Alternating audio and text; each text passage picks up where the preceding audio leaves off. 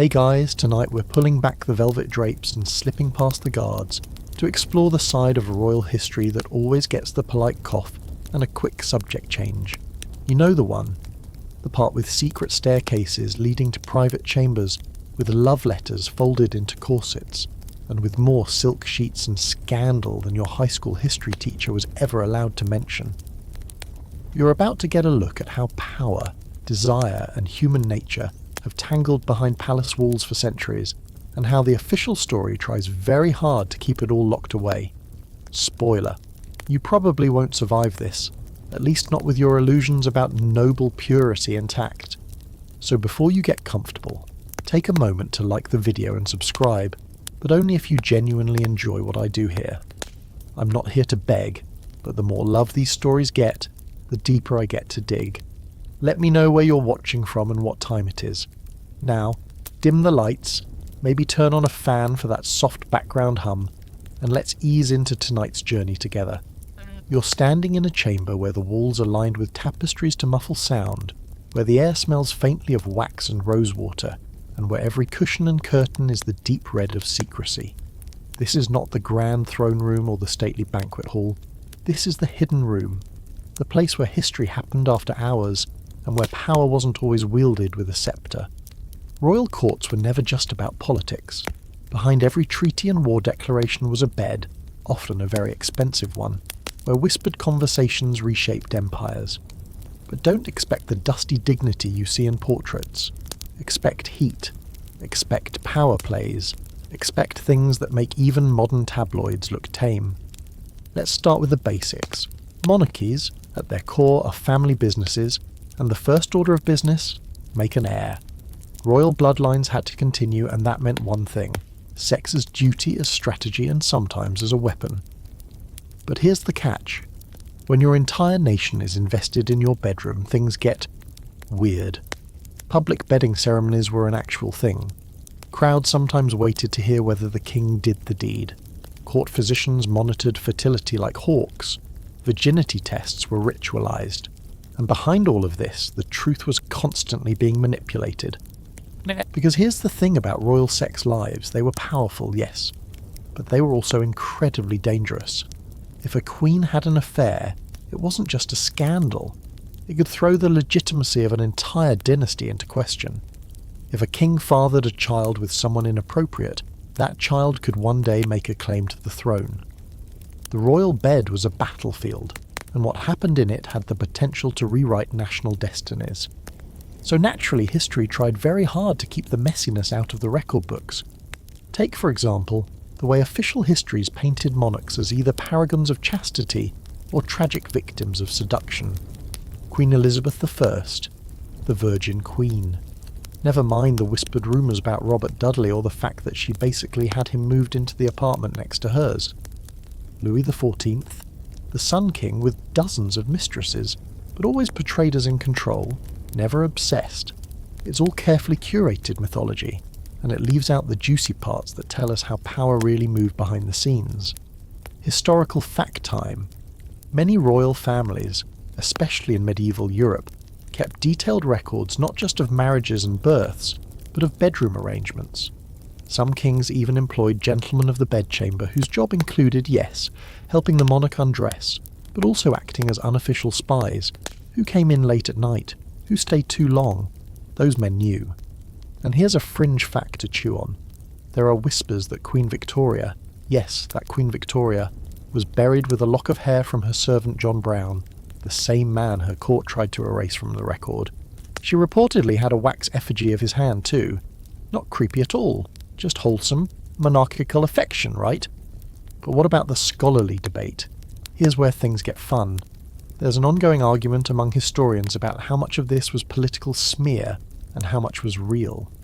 Did Elizabeth I truly remain celibate, or did her enemies invent affairs to tarnish her name? Was Richard the Lionheart a gay icon centuries ahead of his time, or is that just modern reinterpretation? The line between truth, rumour and propaganda is so blurry that even professional historians throw their hands up sometimes. What you have to remember is this. History is written by people with agendas. Court chroniclers were paid to paint their kings and queens in the best light, Scandal was scrubbed or redirected toward enemies, and when a monarch's reputation hinged on their supposed virtue or virility, the temptation to rewrite reality was too strong to resist. But we're not doing that tonight. Tonight you get the hidden stories, the unwashed sheets, the secret passageways, the betrayals and passions that shaped alliances, poisoned minds, and sometimes got people quite literally executed. The idea that royalty was somehow above base human urges? Cute, but false. They were just as messy, if not more so, than the rest of us. So as you settle deeper into your pillows, remember this. What you're about to hear over the next few nights isn't the fairy tale. It's what got left on the cutting room floor of history. It's the truth with lipstick smeared, corsets half undone, and someone knocking on the wrong chamber door at midnight. And trust me, some of it gets weird. You slip further back in time now, your feet crunching softly on the stone floors of ancient Alexandria. The air is thick with spice and salt from the nearby harbour, and you can almost hear the laughter of courtiers echoing through pillared halls. It's humid, perfumed, and humming with something electric.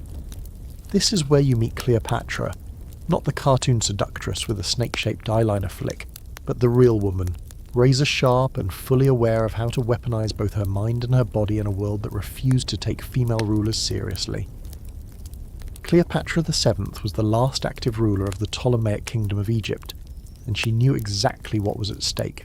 A collapsing dynasty, a looming Roman Empire, and a court full of men waiting for her to mess up. Spoiler alert, she didn't. Instead, she used what she had: intelligence, charisma, fluency in multiple languages, political savvy, and yes, sex appeal, as tools in a much larger, more dangerous game. Let's talk about her first big move. Julius Caesar sails into town during Egypt's civil war, and what does Cleopatra do? She famously has herself smuggled into the palace, rolled up in a rug, or maybe a linen sack, depending on which ancient source you believe. Either way, she shows up uninvited in Caesar's private chambers, looking like a literal gift. The next thing anyone knows, she's not only sharing his bed, but also his power, re-establishing herself as queen and giving birth to his son, Caesarion. She's in her early 20s. He's over 50. This isn't romance, it's survival. Historical fact. Cleopatra wasn't just Caesar's lover. She travelled with him through Rome, met his allies, and was treated like visiting royalty, which, to be fair, she was. But her presence scandalised Roman society. A foreign queen, with exotic dress and an even more exotic intellect, seen as seducing their most powerful man. Scandalous. Satirical poems were written, whispers circulated about dark magic and love potions. Rome had to make sense of her somehow, so they did what powerful societies often do. They turned her into a caricature. Now, fast forward a few years, Caesar's been assassinated and Cleopatra, ever strategic, shifts her attention to Mark Antony. He's a powerful general, trying to wrest control of the Roman Empire. She sees an opportunity. Their alliance, both military and romantic, becomes legendary. They drink together, hunt together, reportedly dress up as gods and parade through Alexandria. It's theatrical, political, and, according to many ancient sources, deeply passionate. They had 3 children together. But again, Cleopatra wasn't just lounging on silk pillows feeding Antony grapes. She was co-ruling, plotting, and trying to keep Egypt independent. Fringe fact. Some historians believe that Cleopatra may have had a kind of early contraceptive knowledge. Papyri from that era suggest Egyptian women used crocodile dung and honey pessaries for birth control. Yep, crocodile dung. Not exactly FDA approved, but it shows that sexuality and reproductive control were on Cleopatra's radar, and possibly part of how she managed to have relationships that didn't result in more heirs than necessary. But of course, even now her legacy is split. There's still scholarly debate about whether Cleopatra was truly in love with either Caesar or Antony, or whether it was all cold political calculus. Some argue she genuinely bonded with Antony. After all, they spent nearly a decade together. Others say the love story was later Roman propaganda, either to vilify her or to romanticize their tragic double suicide. In either case, the truth was probably a complicated tangle of affection, strategy, ego, and shared ambition. You know, just like any modern situationship, except with empires hanging in the balance. It's also worth noting how Cleopatra's image was shaped long after her death. She spoke Egyptian, unlike most of her Greek-descended family. She ran a navy, maintained a spy network, and held her own in a male-dominated empire-building world. But what did later historians focus on? Her beauty, her seductiveness, her perfume. Even Shakespeare leaned into that image, painting her as a wild temptress whose emotions cost Antony everything. It's not inaccurate, but it is incomplete. Cleopatra wasn't a bedroom whisperer who brought down empires. She was a sovereign ruler who used every available tool, including sex, to protect her nation. And here's where things get really interesting. Rome didn't just fear Cleopatra because of her sexuality. They feared her because she was a woman who refused to be controlled. Sex was just the easiest weapon with which to attack her public image. Labeling a powerful woman as dangerous because seductive is a move that's still alive and well today. History just gave Cleopatra a head start. You're sitting beside her now in a quiet courtyard, incense burning in bronze braziers, listening to her speak in a low, confident voice about war strategy and Roman politics. She's not giggling or swooning. She's plotting. She knows exactly what she's doing. Her sexuality isn't reckless. It's deliberate. It's part of the performance, yes, but it's also part of the machinery of power. She isn't playing the game. She is the game. So the next time someone brushes Cleopatra off as just that queen who slept her way through Rome, you can remind them. She was running foreign policy while wearing gold-threaded gowns and giving birth to imperial heirs. That's not a side note in history. That's a masterclass in control. You step into ancient Rome now, but not the sanitized version carved into marble or draped in togas for school textbooks. No, this is the Rome of whispered rumours, sweaty colonnades, and orgiastic banquets that could put a Vegas weekend to shame. You're here for one of the wildest stories in imperial history, Emperor Caligula. Buckle up. Whatever image you have of a Roman emperor, go ahead and toss it out the window. Caligula was chaos incarnate, wearing a crown. His real name was Gaius Julius Caesar Germanicus, but that's a mouthful, so people called him Caligula, meaning little boots, a nickname he picked up as a child mascot during military campaigns. It sounds cute, right? Don't let it fool you. His reign, from 37 to 41 CE, is often remembered as one long fever dream of sex, cruelty, and sheer unhinged madness. Let's set the scene. Caligula becomes emperor at just 24. At first, Rome rejoices. He's the beloved son of the noble Germanicus, seen as a fresh start after the cold, bureaucratic reign of Tiberius. But something changes, fast. Some say it was a serious illness early in his reign. Others whisper about brain fever, epilepsy, or possibly lead poisoning. Whatever the cause, it's like a switch flips. The rest of his rule turns into one long parade of psychological and political whiplash. You're at one of his infamous dinner parties now. The wine is flowing like a river, dancers sway under torchlight, and the emperor is holding court at the centre, half drunk, fully unpredictable. At any moment he might declare someone a god, or sentence them to death for chewing too loudly. He reportedly used sex not just for pleasure, but as domination. That meant taking what, or who, he wanted, whenever he wanted, even if it meant stealing someone's wife or sister from across the table. And yes, he did have a thing for sisters. Historical fact. According to multiple ancient sources, including Suetonius and Cassius Dio, Caligula had ongoing sexual relationships with his three sisters, most notably Drusilla, whom he treated almost like an empress. He even had her deified after her death, declaring her the divine Drusilla. It's not clear if these incest rumours were fully true, exaggerated by political enemies, or both, but they were definitely believed, which tells you something about the emperor's public image and how it unravelled fast. Let's pause for a second to consider just how powerful the imperial bedroom was. For Roman emperors, sex wasn't just a private act, it was a political statement. Who you slept with could signal alliances, dominance, or total contempt. Caligula wasn't seducing people, he was humiliating them. Senators, noblewomen, gladiators, slaves, no one was safe. He reportedly built a palace brothel staffed by aristocratic women and dared visiting dignitaries to try his wares. And if he liked your wife, Sorry, he'd take her, sleep with her, then return her with commentary, like a Yelp review in sandals. Fringe fact time. One of the more bizarre rumours is that Caligula planned to make his favourite horse, Incitatus, a consul.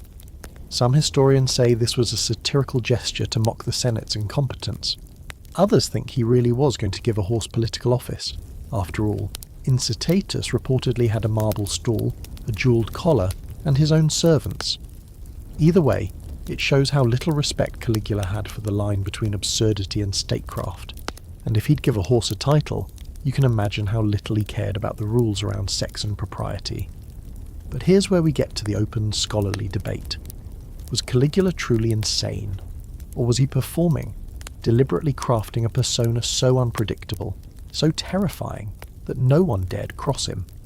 Some modern historians argue that ancient sources were written by political enemies, mostly senators with an axe to grind.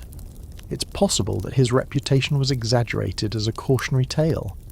Maybe he wasn't sleeping with his sisters. Maybe he just liked the fact that people thought he might.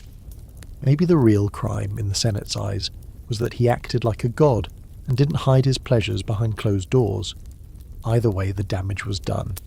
Caligula's short reign became infamous not just for his cruelty, but for how it made Roman sexuality feel dangerous. Not decadent, dangerous. After him, the imperial bedroom became a place of whispered fear. Future emperors would try to clean up the mess or hide it better, but the shadow lingered. And then there's the assassination. Picture it. 41 CE, a narrow passageway beneath a theatre. Caligula is stopped by a group of his own guards. They don't hesitate. Swords flash. His body is stabbed 30 times. The empire may have been ready to put an end to his reign of terror, but don't think for a second they did it out of moral outrage over his sex life. No, they killed him because he was unpredictable, dangerous. Not because he was decadent, but because he made decadence political. You stand now at the edge of that passageway, the blood still fresh in the dust. The emperor is gone, but the stories, oh, they live on. Every whispered scandal, every outrageous act, every forbidden touch, it's all been folded into the legend. But remember this, history is a liar with good lighting. Some of what you've heard tonight might be rumour, some might be truth, and some might be a little of both. Still, one thing's for sure. When it comes to the erotic underbelly of royal power, Caligula didn't just cross the line. He erased it, redrew it in wine, and danced on top of it in gold sandals. Now the stone walls get colder, the torches fewer, and the air smells less like incense and more like iron and damp wool. You've landed squarely in medieval Europe, a place where religion shadowed everything, even the bedchamber, and yet where the most sacred oaths were often tangled up with the most illicit affairs. Kings went on crusades, queens embroidered tapestries, and behind thick castle walls, the game of love was being played with gloves off and daggers up sleeves.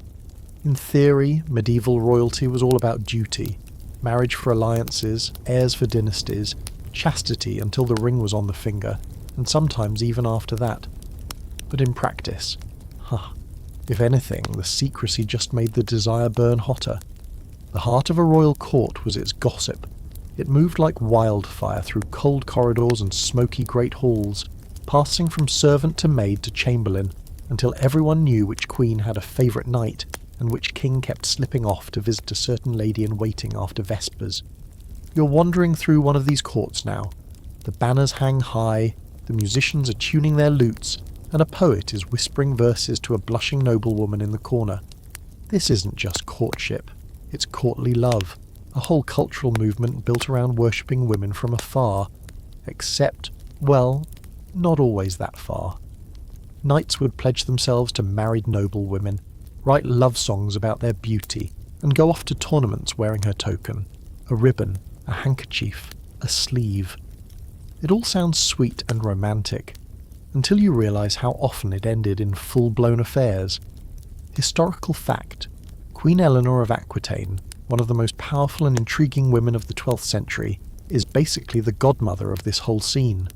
She encouraged the culture of courtly love in her court at Poitiers, where poets like Chrétien de Troyes invented the rules, yes, actual rules, for romantic pursuit. But Eleanor didn't just foster poetry. She was queen of both France and England, married 2 kings, and was rumoured to have taken lovers of her own, though the details were conveniently left fuzzy. When her marriage to Louis VII of France was annulled, supposedly due to lack of a male heir, she married Henry II of England 8 weeks later.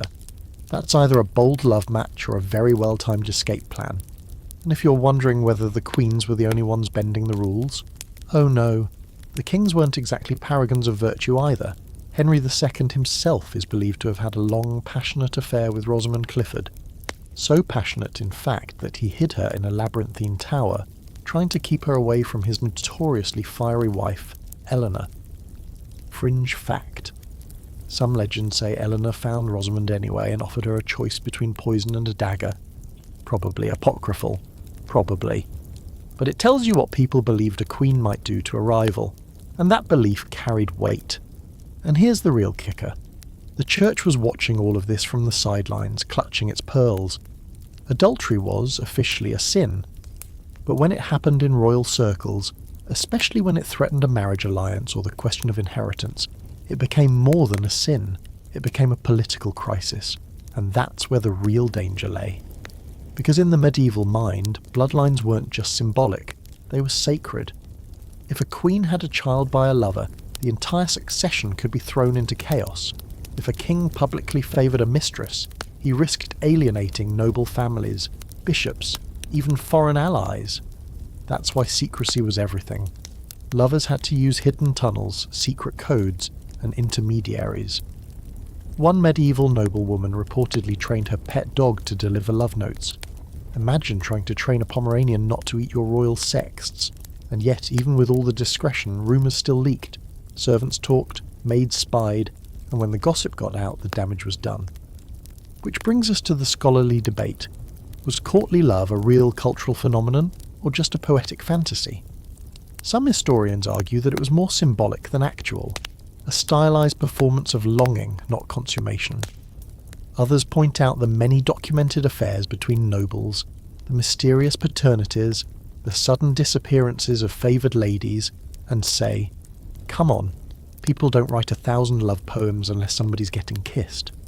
The truth probably lies somewhere in between. Performance, yes, but one that sometimes spilled over into sweaty, secret meetings in the garden after Mass. You're standing now in one of those moonlit gardens. The air is crisp, the hedge maze looms ahead, and footsteps crunch on gravel behind you. A cloaked figure waits by the fountain. Is it a lover? A spy? Both? That's the atmosphere these royals lived in. Half romance, half threat, all shadows. You weren't just risking heartbreak. You were risking your title, your family's honour, and in some cases, your life. And yet they kept doing it. Over and over, because in a world that demanded obedience and arranged marriages, sneaking around with someone you chose to love, especially if they were below your station, was the ultimate act of rebellion. For some queens and noblewomen, taking a lover wasn't just about desire, it was about claiming agency in a world that gave them almost none. So if you ever thought medieval history was dry and dusty, think again. Behind those cold stone walls, hearts burned hot. And the stories they left behind, half truth, half legend, are the steamy, doomed love affairs that history books try very hard to reduce to footnotes. But tonight, we're not letting them stay hidden. You're stepping now into a palace corridor soaked in candlelight, where the air tastes faintly of lavender and dusted powder, and where every rustle of silk carries a whisper of ambition.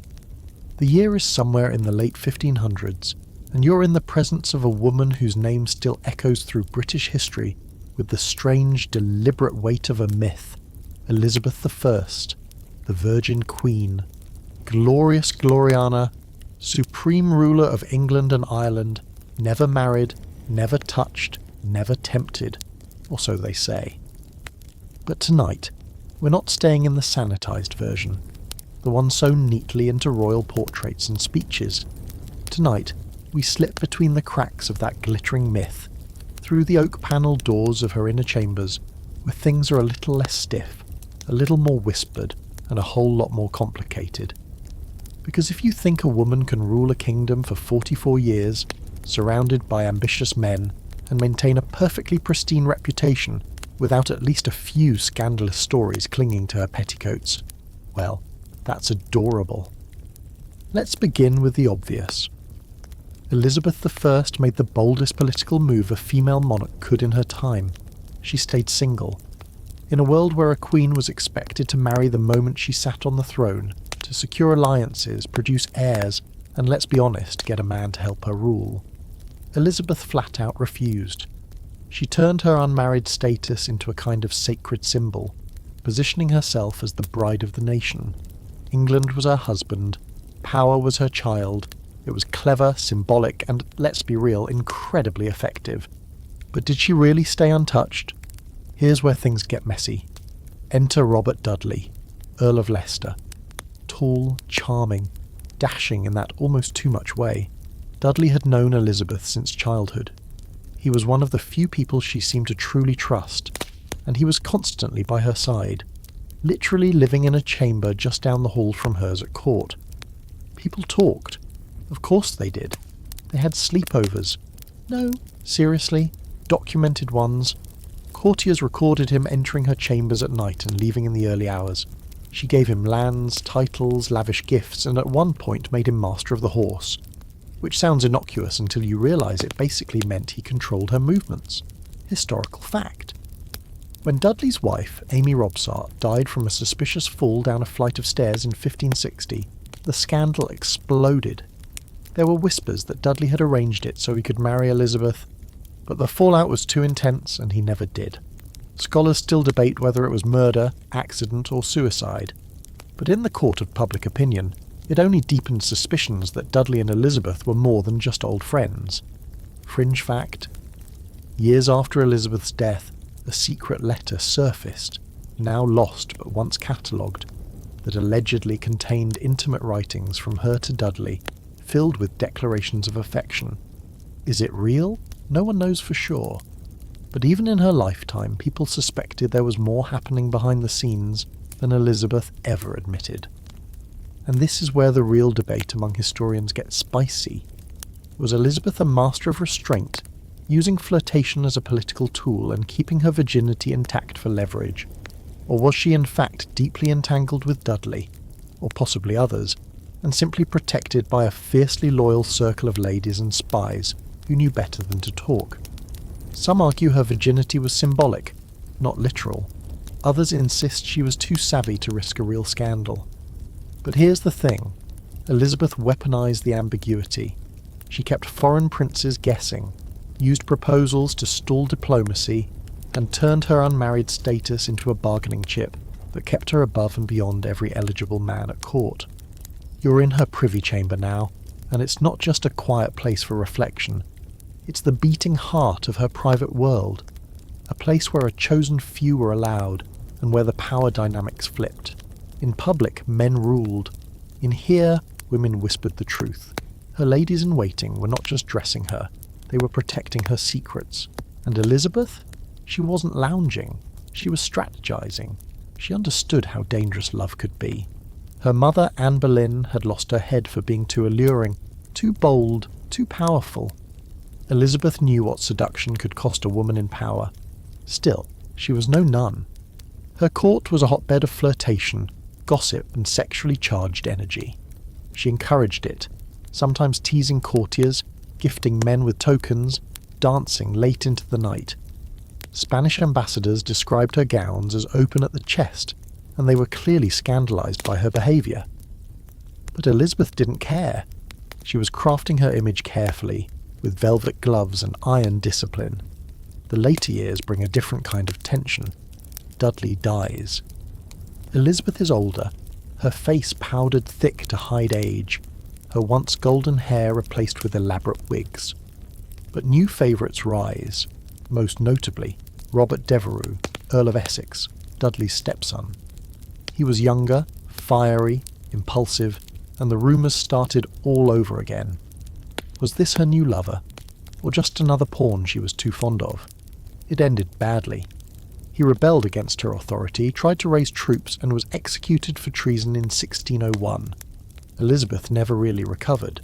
Some say she locked herself in her rooms for days after his death. And here's the haunting part. Elizabeth ruled over a golden age, but she died alone, childless, and without naming a successor. She'd kept her body politic untouched, but it came at a cost. No Tudor heir, no legacy beyond her image, one she had to shape and protect for decades. So did she ever let someone in? That's the question no historian can fully answer. Her body may have remained untouched, or maybe it didn't. Either way, her reign showed that sexuality, even when hidden, could be a powerful form of rule. Elizabeth I didn't need to sleep with anyone to make her court one of the most sexually charged in English history. She just had to stand still in the centre of it all, painted, powdered and enigmatic, and let the world wonder. The scent changes now. Heavier, richer, something floral but also faintly animal. Musk, roses and candle wax. You're standing in the middle of Versailles, and you swear you can feel the palace breathing. The walls here don't just have ears, they have mouths. Gossip slinks through the gold-leafed halls like a second language. This isn't just the seat of French power. This is the birthplace of the professional mistress. Here, at the court of Louis XIV, the Sun King himself, sex wasn't something scandalous. It was a social ladder, a weapon, a full-time career. And sometimes, it was a contract so powerful, it changed the entire political map of Europe. Love wasn't just in the air, it was written into policy. Louis XIV ruled for a whopping 72 years, and in that time, his court became a pressure cooker of etiquette, jealousy, and barely disguised desire. If you weren't careful, your fortune could rise or fall overnight depending on who the king was sleeping with. And make no mistake, people watched. You're at a masked ball now, bodies pressed close in silks and satins, the air thick with perfume and sweat. The king is dancing with someone not his queen, and every noble in the room is cataloguing the moment. A single glance could be the start of a duchess, or the end of a career. Enter the official mistress, maîtresse en titre. Yes, this was an actual position at court, with privileges, servants, apartments, and often political influence. The most famous of them all? Madame de Montespan. She wasn't just beautiful, she was magnetic, sharp-tongued, ambitious. She and Louis had 7 children together, and while his queen, Maria Theresa, bore her role with quiet dignity, everyone knew who truly ruled his heart and much of his court during those years. Historical fact, Madame de Montespan wielded so much influence that foreign ambassadors were instructed to curry favour with her. She could get you a title, a pension, or an invitation to court. She even dabbled in politics when Louis let her, often through clever pillow talk. But there's a twist. She was later implicated in the infamous Affair of the Poisons, a scandal involving black masses, fortune-tellers, and rumoured baby sacrifices. Did she actually attend occult rituals to keep the king's love? It's unlikely, but the mere suspicion was enough. Louis eventually distanced himself, quietly transferring his affections to a more demure replacement. That replacement, Madame de Maintenon. She started as a governess to Louis's children with Montespan, and ended up, allegedly, married to the king in secret. She was deeply religious, less glamorous, and preferred prayer to parties. Court life dimmed under her influence, and Louis, now older and less fiery, leaned into piety. But don't mistake that for innocence. Even in this later phase, the politics of intimacy were still at play, just under a more modest veneer. Fringe fact time. Versailles had a hidden network of staircases known only to a few that allowed the king to visit his mistress's apartments without being seen. Officially, Louis maintained decorum. Unofficially, he was slipping through secret doors in the middle of the night. It was logistics meets lust, all choreographed beneath frescoed ceilings and mirrors that never forgot what they saw. But it wasn't just Louis XIV. His successors, especially Louis XV, carried on the tradition of elevated mistresses. Madame de Pompadour, perhaps the most stylish of them all, wasn't just a pretty face. She was an arts patron, a trendsetter, and possibly the most politically savvy woman of her time. She even maintained influence long after her sexual relationship with Louis ended, because she understood something crucial. Sex was just the first transaction. Influence? That was the real goal. And here's where the scholarly debate rolls in. Were these women victims of a system that treated them like luxuries, or were they players who mastered the game better than anyone else? Some historians argue that women like Montespan and Pompadour were objectified, that their power depended entirely on the whims of one man. Others point to their intelligence, their manoeuvring, their ability to shape fashion, art, and even policy, and say no, they weren't objects, they were architects. You're walking now through the hall of mirrors, your footsteps soft on the polished floor, chandeliers glitter above. You pause by one of the side alcoves, and in your mind you can see them. The king, flushed and laughing, the mistress, coy and clever, the courtiers watching from behind their fans, eyes calculating. Everyone here knows that the real throne isn't always the one with a crown. Sometimes it's the bed. What made Versailles so unique, so dangerous even, was that sexual politics weren't a secret. They were baked into the structure. Love affairs weren't just tolerated, they were leveraged. Being beautiful and clever enough to catch the king's eye, that was currency. Holding on to his attention, that was power. Losing it, that was exile. Literally. You could go from velvet draped chambers to a cold convent in a matter of hours. But for all its glitter, Versailles was exhausting. Imagine living your entire life knowing every smile, every flick of your fan, every low-cut bodice might be interpreted as a political move.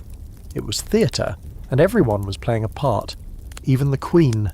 Especially the Queen. And that's what made it so volatile. Because when sex and power become inseparable, every bed becomes a battlefield. Versailles wasn't just the height of European elegance. It was the world's most beautiful pressure cooker. And eventually it exploded. But that's a story for another night. You step now through a much heavier door. Gone are the silk drapes and glittering chandeliers of Versailles. This world is carved in stone and shadow. Gilded edges are replaced with candle smoke and incense. Welcome to the Vatican. And before you ask, yes, we're still talking about sex. Because for all the public vows of chastity and holy living, the private lives of popes and cardinals were often just as tangled in affairs, liaisons and whispered rumours as any royal court.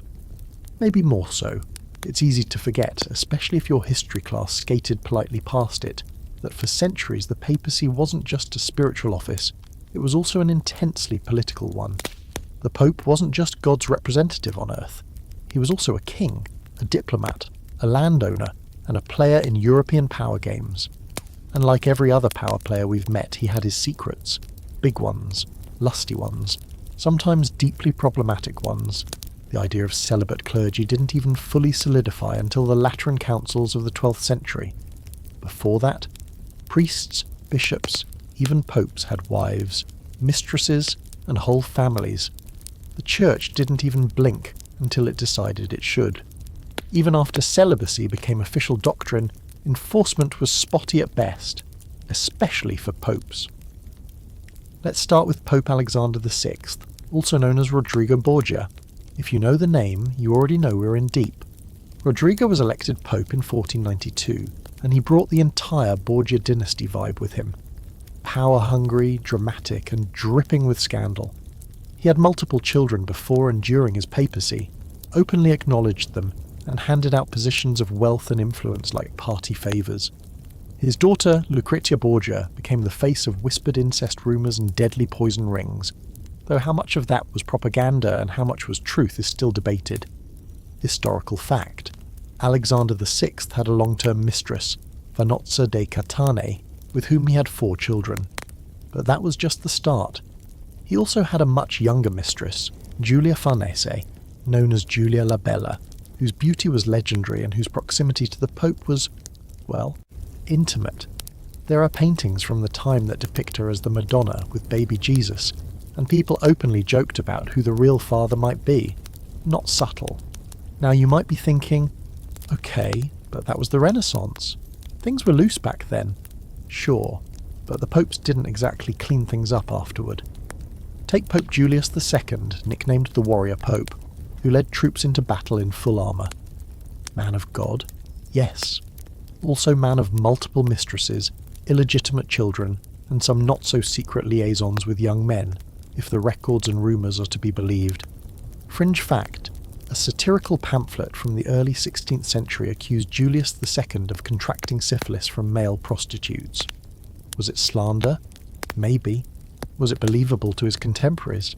Absolutely. Because when your public life is all crosses and crusades, but your private life includes masked banquets and lovers' gifts, people notice the cracks. But here's where things get really uncomfortable. Some popes didn't just break the rules, they completely ignored the concept of consent. Pope John XII, for example, was accused of turning the Lateran Palace into a literal brothel, engaging in acts of sexual violence and corruption that even shocked hardened Roman nobility. And that's saying something. He was eventually beaten to death, either by a jealous husband or an enraged rival, depending on which version you believe. There's a scholarly debate here too. How much of these accounts were real, and how much were politically motivated attacks by enemies of the Church? After all, the papacy was often the most contested seat of power in Europe. Enemies could easily smear a pope with tales of orgies and mistresses to discredit him. But even allowing for exaggeration, the sheer volume of these accusations tells us something important. The Church might have preached chastity, but it didn't always practice it at the top. You're now walking through the Vatican's quieter corridors, the echo of your steps muted by ancient rugs.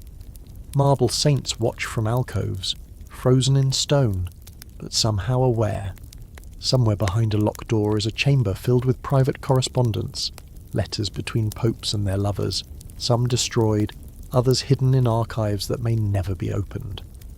The Vatican Library is vast, and not everything in it is theological. And yet, here's the twist. For all the scandal, some of these relationships weren't just lusty escapades, they were deeply human. Forbidden? Yes. Hypocritical? Often. But also affectionate, complex, and driven by the same hungers that moved kings and queens. Being pope didn't mean you stopped being a man. It just meant you had more to lose if someone found out. There's a particular loneliness to this kind of power. Total authority, total isolation, surrounded by people but never fully known. So maybe it's no surprise that so many popes had secret companions, someone to write to touch, to whisper to in the dark. They weren't supposed to need that, but they did. So what do we do with this knowledge? That some of the most powerful religious leaders in history were breaking their vows behind closed doors? Well, we look at it honestly. We recognise that power and desire don't cancel each other out.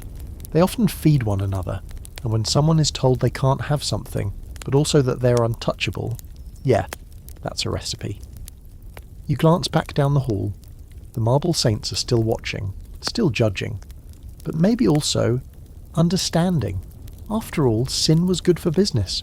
You're walking now across mosaic floors and under golden domes that seem to hover just above your head, like the breath of history itself. The air is warm, heavy with rosewater and oud, and the light filters through screens carved so intricately it looks like lace made from stone. Welcome to the Ottoman Empire, and not the postcard version with crescent moons and hookahs. Tonight, you're entering the harem. But before your imagination runs off in the wrong direction, let's get something straight. The harem wasn't just a royal sex den. It was a locked cage filled with knives. At its height, the harem in the Topkapi Palace of Istanbul was home to hundreds of women. Concubines, wives, servants and slaves, all living in a world of stunning beauty and unbearable tension. The architecture is all tile and turquoise, but behind those jewel-toned walls was a social structure as rigid as any battlefield. This was a political institution, and at the top of it all, the Valide Sultan, the Sultan's mother, who often wielded more power than anyone outside the imperial throne. The concept of the harem comes from the Arabic word haram, meaning forbidden or sacred. And in practice, the harem was both. No man besides the Sultan and his eunuchs could enter. No woman could leave without permission. And yet, within this cloistered space, entire dynasties were shaped. Because here's the truth. In the Ottoman Empire, power came not just from military conquest or divine right. It came from the womb. A woman who bore a male heir could change the course of history, and she usually did. Let's talk about Hürrem Sultan, better known in the West as Roxolana. She wasn't born noble, she was a captured Ukrainian girl sold into slavery. But once inside the harem, she rose with breathtaking speed, first catching the eye of Sultan Suleiman the Magnificent, then capturing his heart and eventually becoming his legal wife, an act that broke centuries of tradition. Sultans weren't supposed to marry their concubines, but Hürrem changed that rule and a lot more. Historical fact. Hürrem didn't just lie around in silk robes. She wielded serious political influence, wrote diplomatic letters to foreign leaders, and reportedly helped orchestrate the downfall of Suleiman's eldest son from another concubine, paving the way for her own son to become heir. People feared her. They whispered about witchcraft, poison, dark arts, because how else could a former slave end up running the empire from behind a lattice screen? And that's not even fringe. That's just baseline Ottoman harem politics. Now let's go deeper. The harem was divided into strict ranks. At the bottom were the newcomers, girls brought in through tribute, slavery, or as gifts. They were trained in languages, music, court etiquette, and yes, the art of seduction. If a girl caught the Sultan's attention and was chosen for a night, she moved up. If she became pregnant, her status skyrocketed. She was then known as Haseki Sultan, a title reserved for the Sultan's favoured consort and the mother of his children. But don't think this was just a game of beauty. This was Game of Thrones with better tile work, poisonings, betrayals, strategic friendships. It was all part of daily life. Eunuchs carried messages, loyal servants acted as spies, and the women of the harem fought not with swords, but with secrets. Fringe fact, there's a legendary room in the Topkapi harem called the Golden Road, a long corridor said to be paved with gold coins tossed to concubines during festivals or celebrations. Some say it's just metaphorical, a way to describe the wealth that passed through the harem. Others insist it existed, that it was a way for the Sultan to reward and distract his women en masse. Either way, the image of a corridor of gold running between rooms of rival lovers, unforgettably poetic and slightly terrifying. But here's where the scholarly debate sets in. Was the harem an oppressive prison where women were reduced to sexual currency? Or was it a covert matriarchy, where smart, ambitious women carved out real power in a male-dominated empire? Some historians argue the women were trapped, their worth tied entirely to reproduction. Others say the harem was one of the few places where a woman could wield true political influence, especially in a society that didn't allow them to rule publicly. And then there's the role of the eunuchs, the only men allowed into the harem, often from African or Balkan backgrounds, castrated to ensure purity and obedience. But they were far from passive guards. Some rose to astonishing ranks, becoming the Sultan's closest advisors, and even acting as intermediaries between the harem and the outer court. In many cases, they became the most powerful non-royals in the empire. You're walking now through one of the tiled courtyards. A breeze carries the scent of jasmine and the distant echo of women laughing, or maybe whispering. You can feel it in the walls, the weight of ambition, the unbearable closeness of too many people trapped in too small a space, all vying for one man's attention. One night could change a woman's life forever. One pregnancy could elevate her to near-queen status. One wrong step could see her locked away, forgotten, or worse. This wasn't a dream of luxury. It was survival in silk. These women didn't just navigate palace life, they defined it. While male historians for centuries reduced them to background players in gauzy robes, the reality is sharper. These were strategists, survivors, mothers of emperors, builders of mosques and schools, patrons of the arts. They built an empire from behind the veil. So the next time someone mentions a harem with a wink, remind them, it wasn't about pleasure, it was about power. And in the Ottoman world, the most dangerous politics didn't happen in the war room. They happened on satin cushions behind carved wooden screens, with a single glance, or a well-placed whisper in the night. The air cools as you leave the marble warmth of the Ottoman palaces and step quietly into a world built on paper doors, and silence so profound it becomes part of the architecture. You're in Heian-era Japan now, around the 10th or 11th century, and everything here moves with intention. No sudden gestures, no uncurated words. Even the way lovers approach each other feels more like calligraphy than chemistry. Precise, elegant, and deeply coded. If the West wrote its sexual history in bold strokes and whispered rumours, the Japanese imperial court wrote theirs in brushstrokes and poetry, where desire hid inside metaphors and nothing was said outright. But that didn't mean sex wasn't happening. Oh, it was, frequently, politely, strategically. You're standing now in the corridors of the Imperial Palace in Kyoto, a complex that feels less like a fortress and more like a floating world of wood and tatami, of shadow and scent. The walls are thin enough that every sigh carries, every step matters, and in this cloistered world of aristocrats, where status was everything and even the colour of your robes followed a ranking system, sex wasn't just physical, it was social, it was art. Let's start with the basics. Noble women at the Japanese imperial court didn't just sit around waiting to be married off. Many of them were highly educated, writing some of the most sophisticated literature of the time, and while they were cloistered to some extent, often living behind screens or in private pavilions, they weren't powerless. In fact, they could choose lovers. Or at least they could play the game so skillfully that it looked like the men were doing the chasing. The system of romance was built around visits, nighttime ones of course. A man would send poetry first, maybe with a sprig of seasonal flowers. If the woman responded with a poem of her own, delivered by servant or go-between, he might show up in person. He'd arrive quietly, slip into her quarters, and if welcomed, he'd stay the night. But here's the kicker. By morning, he was expected to leave. And then, the next day, more poetry. This time describing the sorrow of parting, or the way her hair had fallen on the pillow like the first frost. If she didn't send one back, the relationship was over. Historical fact. The famous tale of Genji, written by Murasaki Shikibu, a noblewoman and court lady herself, is often considered the world's first novel, and it is steamy.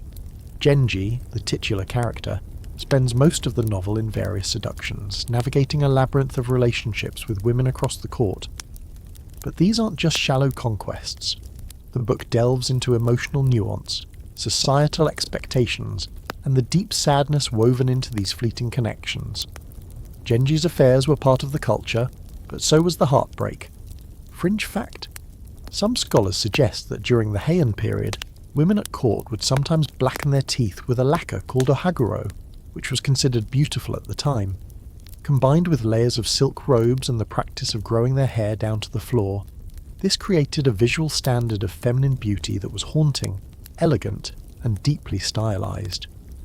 Imagine seducing someone while also participating in what looks like a highly curated fashion ritual. Honestly, kind of iconic. And here's where the scholarly debate starts to swirl. Was this a golden age of courtly love and female empowerment, or was it just a prettier kind of cage? Some historians praise the Heian court for allowing women literary freedom and sexual agency. Others point out that this freedom often ended with marriage, especially to powerful men, and that many of these relationships, however poetic, were ultimately shaped by class and obligation. Still, when compared to medieval Europe at the same time, the level of autonomy these women had in choosing lovers, expressing themselves through writing, and navigating relationships was surprisingly modern.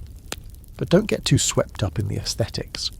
Behind the flowing sleeves and seasonal metaphors was a lot of raw ambition.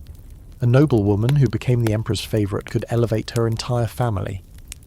Mothers often placed their daughters strategically within the palace, hoping to catch imperial attention. And while an emperor might have an official empress, he also had a whole range of consorts, mistresses and partners, each with their own rank and influence. Sex was currency, and poetry was the wrapping paper. You're sitting now in a small tatami room, moonlight spilling through the paper walls. The scent of incense lingers from the evening prayers. A folded letter lies beside you, the ink still fresh. It reads like a love poem, but the stakes are unmistakable. If you reply, if you let him in tonight, you're not just choosing a lover, you're choosing sides in a political dance as delicate as a cherry blossom and just as fleeting. And what happens if you fall out of favour? Well then it's silence, complete social erasure. You go from the emperor's favoured consort to a shadow in a distant wing of the palace, visited only by servants and your own regret. There were no second chances in the Heian court. Beauty faded, lovers wandered, influence dissolved. Still, there's something profoundly intimate about the way sex and love were treated here. Not as vulgar acts or whispered scandals, but as inevitable parts of life's pattern. The Japanese court understood that desire didn't need to be loud to be powerful. It could be soft, restrained, and still carry enough weight to shift alliances and rewrite futures. So the next time you think of ancient Japan as a place of rigid etiquette and quiet obedience, remember, behind those paper walls women were writing novels about seduction, lovers were sneaking through corridors, and one misplaced poem could make, or ruin, your whole life. The heat hits different now, spiced, slow, and heavy, like a scent that wraps itself around your skin and doesn't let go. You're standing in the shaded courtyards of an Indian palace, somewhere in the folds of history when emperors held court in jewel-toned pavilions and dancers performed beneath painted ceilings. You might think of India's royal history as all elephants and gemstones, but that's just the surface shimmer. Beneath it, woven through its dynasties, from the sensual temples of the south to the pleasure gardens of the Mughal north, was a powerful, deeply spiritual relationship with sex. One that didn't just tolerate desire, it enshrined it. This wasn't the sex-shy hush of Victorian Europe or the guilt-drenched sermons of medieval Christianity. In India, for centuries, sexuality was seen as part of the sacred, a pathway to connection with the divine if done right. Yes, right. Because there were rules, there were texts, there were guides. You've probably heard of one of them, the Kama Sutra. But if you're imagining a 4th century sex manual with an IKEA-level diagram of positions, pause. The real Kama Sutra is less about acrobatics and more about philosophy. It's a complex treatise on love, pleasure, and how to live a balanced, beautiful life. Including how to get laid properly, yes, but also how to read a partner's emotional needs, how to flirt at a party, and how to build a house that's conducive to romance. Yes, architecture advice included. Priorities. Now imagine being a royal in this context, born into a tradition that told you pleasure was not something to be ashamed of, but something to be cultivated, respected, and even mastered. You're walking now through a Mughal palace garden, where fountains burble under flowering trees, and entire suites are designed not just for sleeping, but for seduction. The Mughals, originally of Central Asian descent, ruled much of India for centuries, and they brought with them a taste for poetry, passion, and unapologetic decadence. Historical fact: Emperor Jahangir, son of Akbar the Great, was so obsessed with his consort Nur Jahan that he allowed her to coin money in her name and issue imperial orders, unheard of for a woman at the time. Their love story wasn't just passion, it was partnership, and behind their well-documented affection was a cultural framework that allowed a man to be both an emperor and an adoring, slightly whipped husband. But it wasn't all romantic walks and Persian poetry. The Indian court had its share of intrigue too. Women were powerful players in this world. Queens, courtesans, and concubines all held their own. Some came from noble families, others from the world of tawaifs, highly educated courtesans who weren't just performers, but cultural tastemakers. A skilled tawaif could sing, dance, recite poetry, debate politics, and reduce a powerful man to stammering silence with a well-timed look. They weren't wives, they weren't servants, they existed in their own category, both revered and taboo. Fringe fact: some temples, especially in places like Khajuraho and Konark, are covered in erotic carvings so explicit they'd get blurred on modern TV. And they weren't hidden away. They were right there on the outer walls, as if to say, pleasure is not separate from the divine, it's part of it. Scholars still debate exactly what these sculptures were meant to convey. Some say fertility rituals, others see metaphors for spiritual union. But there's one thing they all agree on. These temples weren't embarrassed by the body, they celebrated it. And yet, here comes the scholarly debate. Because nothing this juicy escapes academic tug-of-war. Some historians argue that this golden age of sexual philosophy and openness was only for the elite, the royals and courtesans living in palaces and salons. Outside the palace walls, much stricter norms, especially as waves of foreign rule and religious influence reshaped social attitudes. Others argue that even among common people there was once a healthier relationship with sex and desire, long before colonial hang-ups rewrote the narrative. And oh, colonialism, The British rolled in with their waistcoats and moral panic, clutching pearls over the very texts and temples India had long taken in stride. They demonized the Kama Sutra, banned tawaifs, and actively tried to scrub the sensuality out of Indian history. Suddenly, the country that had once painted gods making love in Technicolor was being told to cover up, hush up, and be proper. You're in one of those pleasure chambers now. The walls are painted with faded frescoes, gods reclining with lovers, lotus petals curling around entwined bodies. It smells like sandalwood and old jasmine. The air carries stories. A prince once waited here, poems memorized, ready to impress a dancer who knew more about philosophy than any court advisor. A queen might have sent her lover away from this same space with a single look, and he would have thanked her for it. This wasn't sex for scandal. This was sex as skill, as art, as politics, as divine right. And that's what made it dangerous to colonizers and later moralists. Because when people view their bodies, not as sinful, not as shameful, but as sacred, it's hard to control them. Pleasure becomes power. And powerful pleasure, that's threatening. So yes, there were scandals, affairs, courtesans pulling the strings from the background, but there was also joy and reverence, and a centuries-old understanding that the body, when honoured, could become more than flesh. It could become a kind of prayer. Now tell me that's not worth remembering. You're standing in a corridor now that no royal ever wanted to walk, not because it's dark or cold, but because it reeks of something no crown could protect against. Rot. Not metaphorical rot. Actual, body-wasting, face-collapsing rot. Because no matter how many castles you build, how many gold-threaded canopies you sleep under, one thing has always found its way through the keyhole. Disease. And tonight, we're talking about the kind of sex no royal liked to admit to. But that left a very real trail through bloodlines, portraits, and medical records. Yep, we're talking royal STDs. It's easy to picture monarchs as untouchable, god-appointed, velvet-draped, protected by layers of etiquette and lace. But if there's one thing history has proved over and over, it's that kings and queens were just as vulnerable to infection as their most scandalous subjects. In fact, sometimes more so.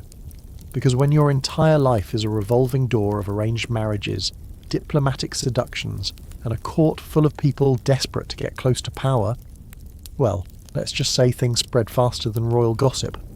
Let's start with the big one, syphilis.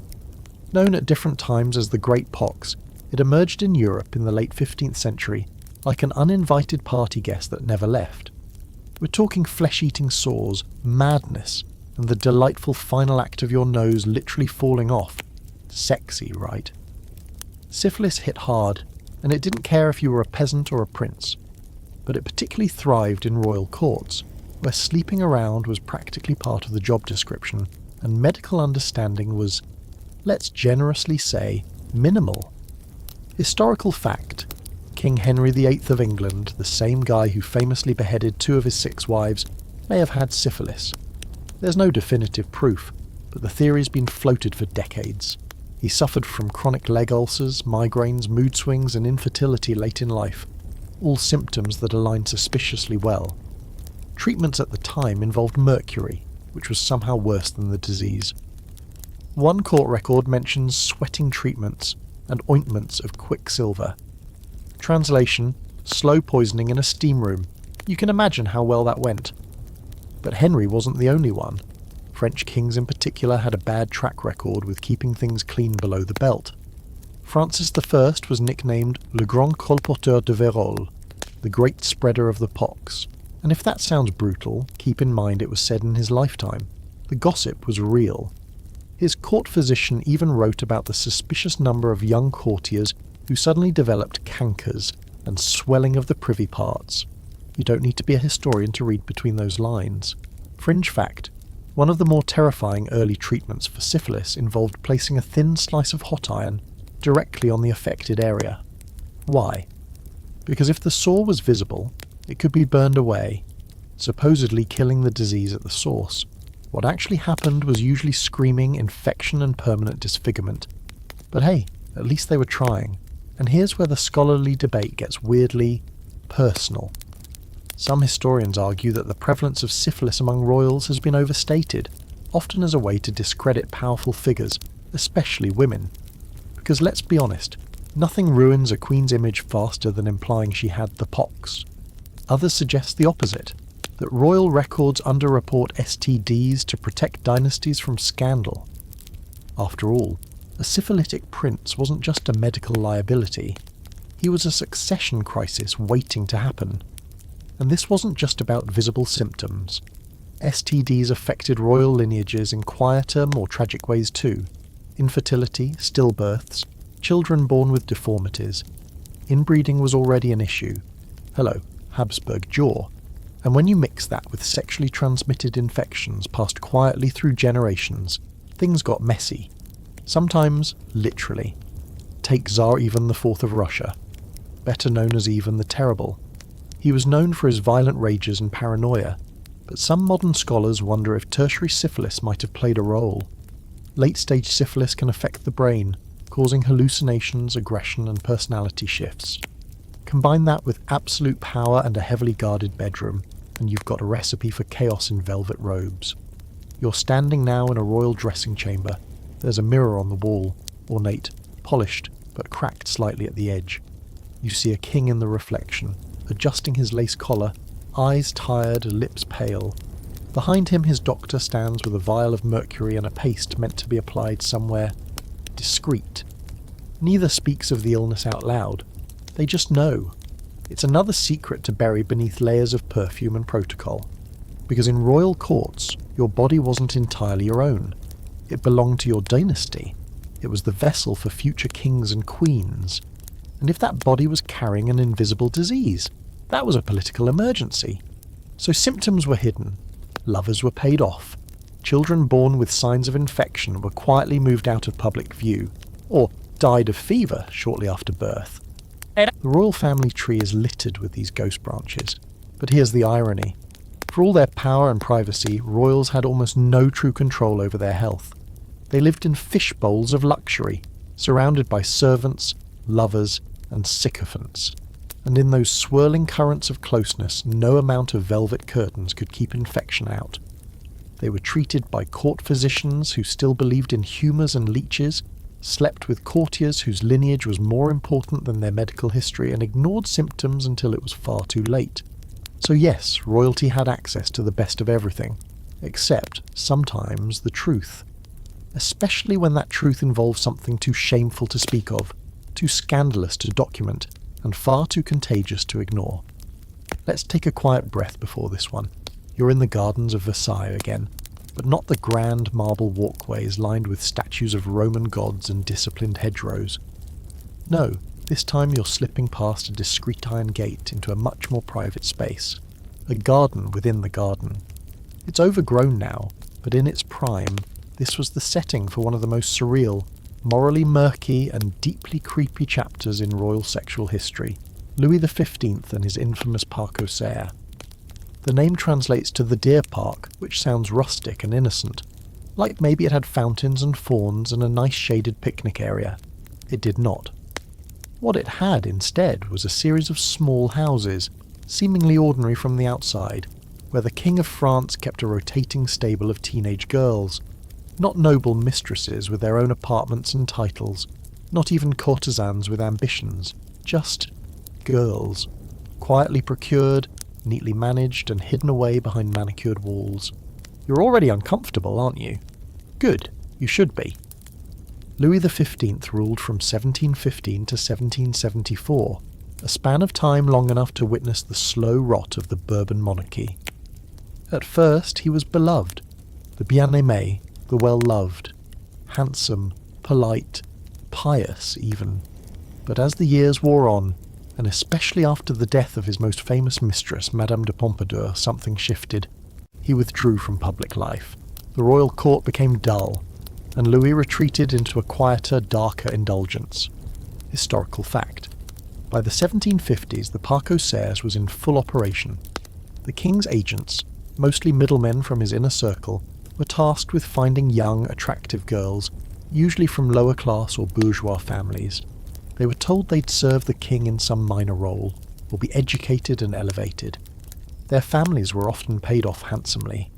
And then, the girls were moved into one of the houses in the park and kept in rotation. When Louis wanted company, someone would be sent for. Afterward, the girl might stay for weeks, months, maybe longer, or be quietly replaced. If she became pregnant, which happened frequently, she was paid off and moved elsewhere. Let that settle for a minute. Fringe fact: some reports suggest that at one point multiple girls lived in the houses at the same time, occasionally unaware of each other. They were forbidden to leave, cut off from the court, and essentially invisible. Madame du Barry, Louis's final official mistress, is rumoured to have come from this same system, though she was eventually promoted to official status, something not all the Deer Park girls ever dreamed of. So how do historians deal with this? Some try to frame it as a symptom of royal decay, an aging king, isolated by power, manipulated by those around him, and indulging in escapism. Others are less charitable, and rightly so. It was predatory. There's no gilded excuse for it. Louis may have thought he was protecting these girls from court gossip or social ruin, but the truth is they were hidden because what he was doing couldn't be shown. Even in 18th century France, with its famously relaxed attitude toward extramarital affairs, this was something different. And the thing is, Louis had been no stranger to love. In his youth, he'd fallen deeply for Marie Leszczyńska, his Polish queen. They had 10 children together, but after years of marriage, and probably more pressure than affection, Louis drifted toward other women.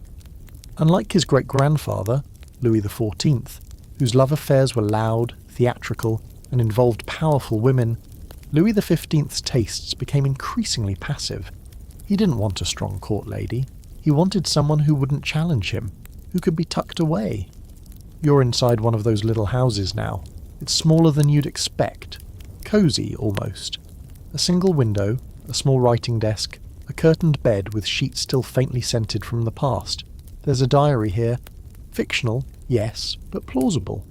It's filled with nervous handwriting with entries about being lonely, about being summoned at night, about fine gowns that don't feel like your own. No signature, just initials. Whoever she was, she probably never returned to court. Maybe she married. Maybe she died in childbirth.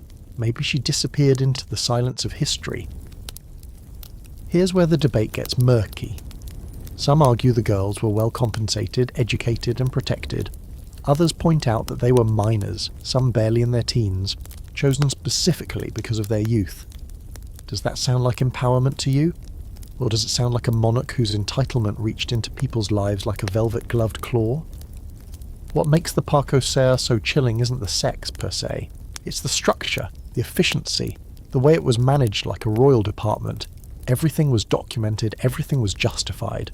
No emotion, no romance, just rotation. It's also a critical turning point. This isn't just about one man's depravity, it's about public perception. The French people, already wary of the lavish court and distant monarch, began to whisper. The king, they said, was losing touch. He lived in luxury, surrounded by child mistresses while his subjects starved. The aura of sacred monarchy, of divine right, was crumbling, and a few decades later so would the throne. You're back in the garden now. The walls still stand, the gates still rust quietly on their hinges, but the voices are gone. Just the wind and the sound of history holding its breath. Because the deer park wasn't erased. It was buried. But every now and then someone lifts the ivy and remembers what lay behind it. A system of pleasure built on silence. It's a reminder that even the most glamorous empires rot from the inside. Not always from war, not always from politics. Sometimes from what happens behind closed doors, when power stops recognizing humanity and starts seeing people as passing amusements. That's not just scandal, that's the beginning of the end. Tonight the velvet curtains fall a little differently. There's a flicker of candlelight in a mirror, but the reflection isn't what you expect. The figure is regal, yes, but something is off, deliciously off. The corset is worn under a military coat, or maybe it's a robe over trousers that were never meant for a princess.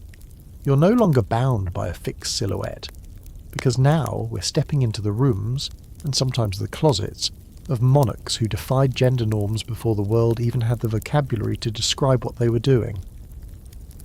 Welcome to the secret lives of cross-dressing royalty and gender play at the highest levels of power. Let's just say, the crown has always had room for a little fluidity, even if the historians didn't know what to do with it. Picture Queen Christina of Sweden. Born in 1626, she was the daughter of Gustavus Adolphus, a military powerhouse, and was raised more like a prince than a princess. She read philosophy, loved hunting, refused to marry, and insisted on being educated alongside men. But it wasn't just her mind that challenged expectations, it was her body, her clothes, her entire presentation. Christina often wore men's clothing, not just once, not as a costume, regularly, publicly. She reportedly walked with a swagger, adopted masculine mannerisms, and surrounded herself with female companions she was very close to. Historical fact: in 1654, Christina abdicated her throne and left Sweden entirely. She converted to Catholicism, travelled across Europe, and eventually settled in Rome, where her eccentricity became legend. The Vatican gave her a grand funeral in St. Peter's Basilica, but also, very quietly, sealed her personal effects. There's been endless speculation about her sexuality, her gender identity, and whether she may have been intersex. Scholars still argue. But what's clear is that Christina lived in bold defiance of every role expected of her. Fringe fact: some contemporary accounts describe Christina's physical appearance with fascination and confusion. A body made for neither man nor woman, one diplomat wrote. Whether this was misogyny, medical curiosity, or clumsy attempts to describe something they had no words for, it reveals the discomfort her presence stirred in the binary minds of the time. And she's far from alone. Fast forward to the 18th century, and you'll meet Chevalier d'Eon, a French diplomat, soldier, and spy, who lived the first half of life as a man, and the second as a woman. d'Eon served in Louis XV's secret diplomatic missions, fought in wars, and then, after returning to France, began dressing exclusively in women's clothing, claiming to have been assigned female at birth, but raised male for inheritance reasons. The court was baffled. Eventually, King Louis XVI formally recognised d'Eon's gender as female, on the condition that she dress accordingly, which, let's be honest, feels like one of history's weirdest HR memos. d'Eon became a sensation, both admired and mocked, and lived the rest of her life as a woman, even duelling in full skirts. After her death, an autopsy confirmed male anatomy, but that hasn't stopped modern scholars from re-examining her as a transgender or gender non-conforming pioneer centuries ahead of her time. But here's the twist: not all gender play among royals was so publicly acknowledged. Some of it lived in private letters, in altered portraits, or in the courtly whispers that were too scandalous to write down. There are tales of young kings sneaking out dressed as commoners, not just to see how the people lived, but to explore parts of themselves that palace walls couldn't contain. There were queens who adopted male disguises to travel more freely, command respect, or gain access to restricted spaces. Sometimes it was strategic, sometimes it was playful, sometimes it was about something deeper, something unnamed. And yes, here's where the scholarly debate starts sharpening its knives. Some historians insist we shouldn't project modern ideas of gender identity onto the past. They caution against labelling figures like Christina or d'Eon through a 21st century lens. Others argue, rightly, that people have always lived outside the binary. It's just that the language and social frameworks to describe those lives didn't exist yet. So, we get half-truths, confused letters, redacted journals, rumours that trail behind the official records like silk hems through dust. You're in one of those private chambers now. A dressing room lined with wardrobes that hold not just clothes, but lives. In one corner there's a suit of armour, crafted for a small frame, never worn in battle. In another, a vanity mirror lit by candles, wigs arranged neatly beside it. It's a space of transformation, of freedom, of danger too. Because playing with gender, even when done quietly, was a threat to royal order. To break the mould of king or queen was to challenge the very structure of rule, and people noticed. There are rumours too that several monarchs kept favourites whose gender presentation defied the norm. Male courtiers with feminine affect, women with titles who wore breeches and refused to marry. Sometimes they were laughed at, sometimes they were feared, but almost always they were erased from the official story unless they were too notorious to ignore. But in rare cases like Christina and Deon, their stories pushed through the discomfort. They survived the edits. And what were these royals searching for behind the costumes and aliases? Maybe it was autonomy, maybe authenticity, or maybe just a way to breathe without the crushing weight of titles, expectations and lace collars that never quite fit. Whatever it was, their legacy is clear. Gender has always been a performance, but for some monarchs, it was also rebellion. They played with the script, swapped roles, and dared to be something other than what their crown demanded. You step away from the mirror now, but the reflection lingers. A reminder that beneath the crowns, the sashes, the heavily gendered pomp of monarchy, there were always those who asked quietly, and sometimes loudly, "What if I don't fit this mould?" And when they asked, history tried to shush them. But we're not doing that tonight. You wake up now somewhere entirely different, inside a mind that's spinning. The room is opulent, but nothing feels right. The colours are too bright, the walls too close, the silence too loud. Courtiers outside are whispering, again. You can't tell if they're plotting against you or just practicing how they'll curtsy. You've lost track of how long you've been here. Maybe a day, maybe a decade.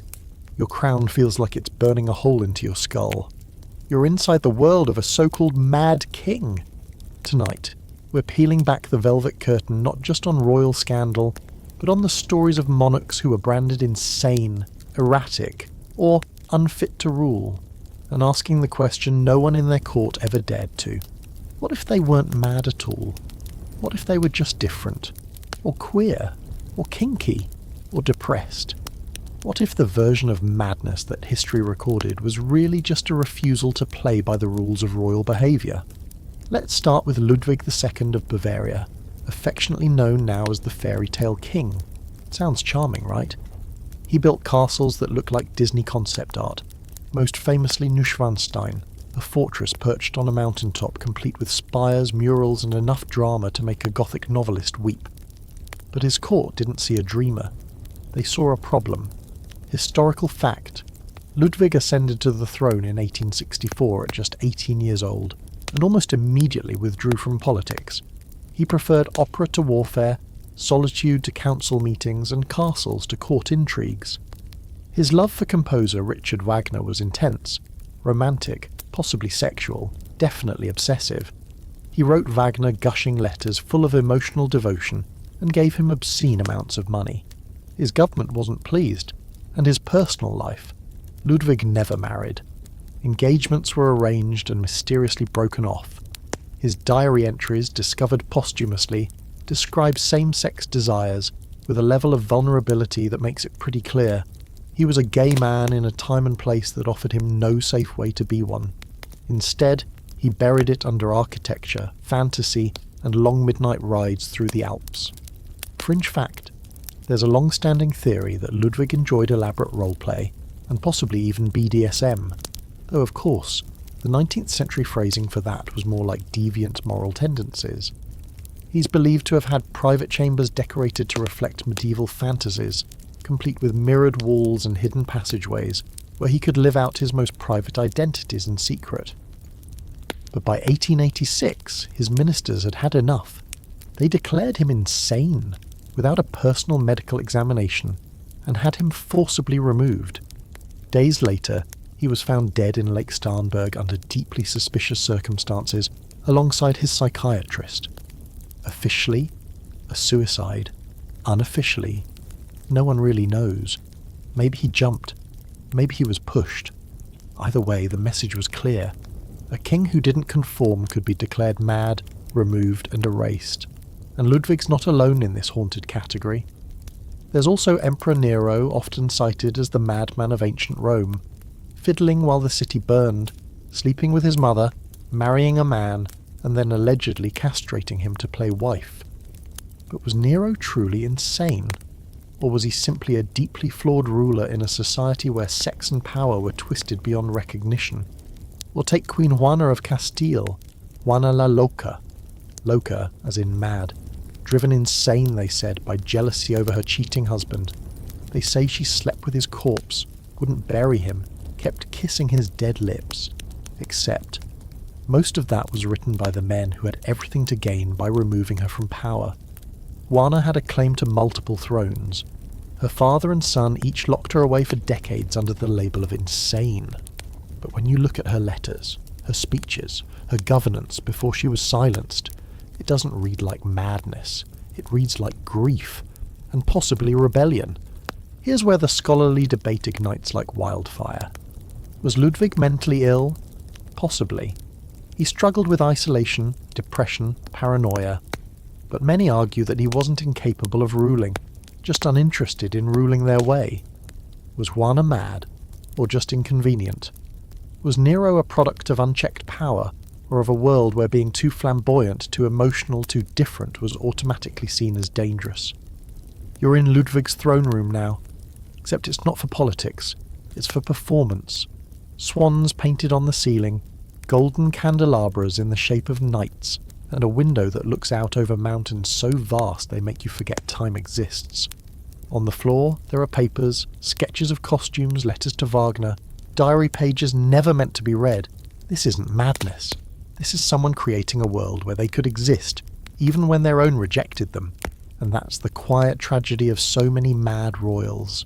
They weren't allowed to be. If they were too dreamy, too sensual, too sensitive, too queer, too melancholic, they were a problem. And if they acted on any of it, scandal, diagnosis, removal. But maybe, just maybe, some of them weren't broken. Maybe they were ahead of their time, or stuck in a cage too small for their soul. Maybe they were using fantasy as medicine, or finding intimacy in ways their world couldn't understand. Maybe madness was just code for non-compliant. You leave the chamber now, but the sound of distant music trails behind. A soft swell of strings, a voice soaring. It's Wagner, still playing for his king. And maybe, in some hidden room beneath the castle, Ludwig is still listening. The lights are blinding this time. Not chandeliers or candle flames, but torches held by sweaty hands, jostling for a better view. You're not in a private chamber tonight. You're in a public bedroom. And no, that's not a contradiction. This is a royal wedding, medieval edition, and you're about to witness one of history's most awkward traditions, the public consummation. That's right.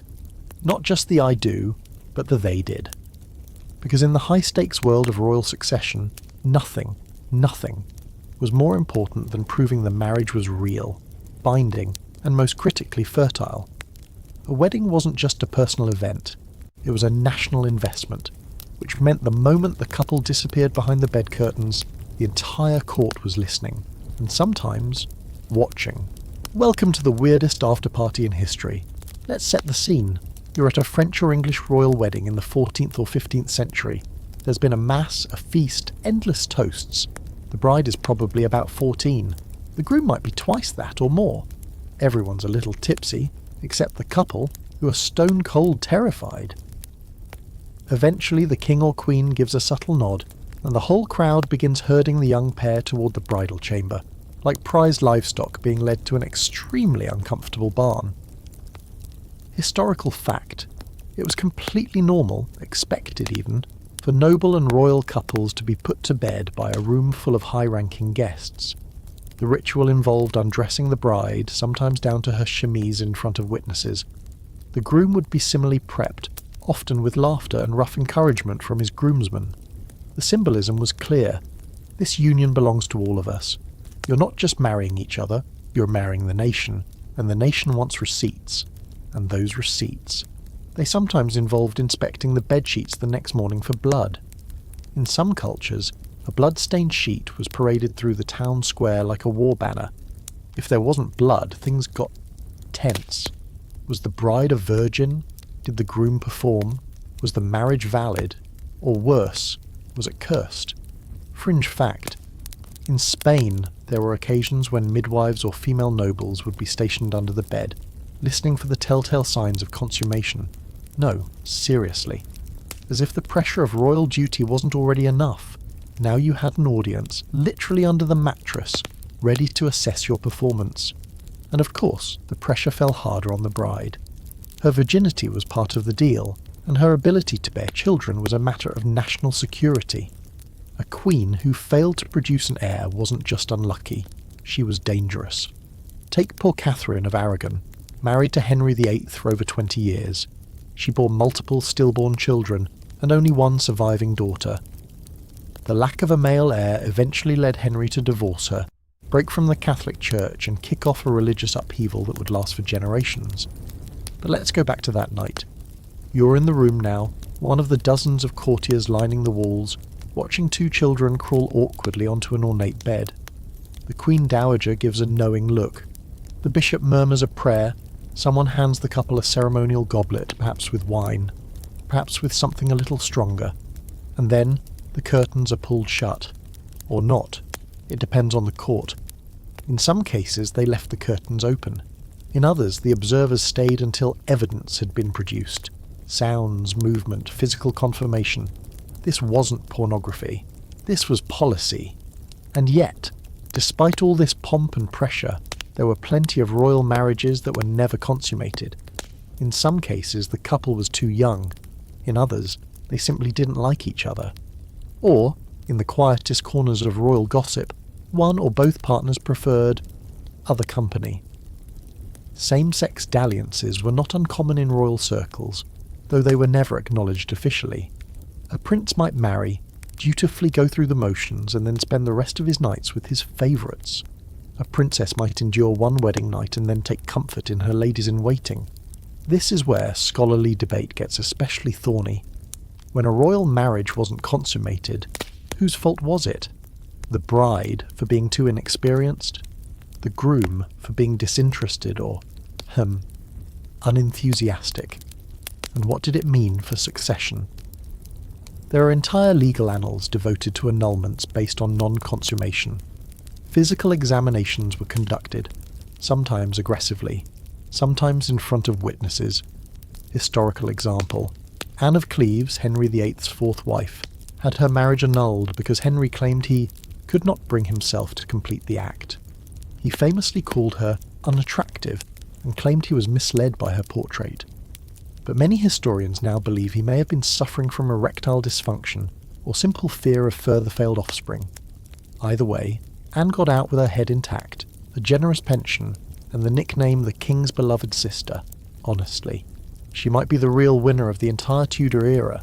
There's also the religious angle. For Catholic monarchies, consummation wasn't just a social expectation, it was sacramental. Without it, the marriage wasn't spiritually valid. The church got involved. Papal letters were exchanged. Sometimes consummation had to be proven before alliances could be ratified or thrones inherited. You're standing in a candlelit hallway now, just outside a door that's been shut for hours. The guards stand stone still. Courtiers whisper about the lack of sounds. The sheet's still folded. The lady-in-waiting looks pale. Inside, maybe the couple is lying back to back, unsure how to begin. Or maybe they're already asleep, pretending it happened. And outside, politics waits like a cat, tail twitching. Because sex in royal circles was never just about desire. It was duty. It was performance. And sometimes, it was surveillance. So the next time you hear someone joke about royal weddings being fairy tales, remember this. The real climax, historically speaking, wasn't the kiss at the altar. It was what came after. It's the morning after now, and you're standing in the middle of a royal bedchamber that's not nearly as quiet as it should be. There's a thick hush in the air, sure, but underneath it, beneath the tapestries, behind the heavy oak doors, you can feel it. Anticipation. Footsteps in the corridor, murmurs from the attendants, and in the centre of it all, a set of pristine white bed linens folded neatly over a chair, or not, depending on how the night went.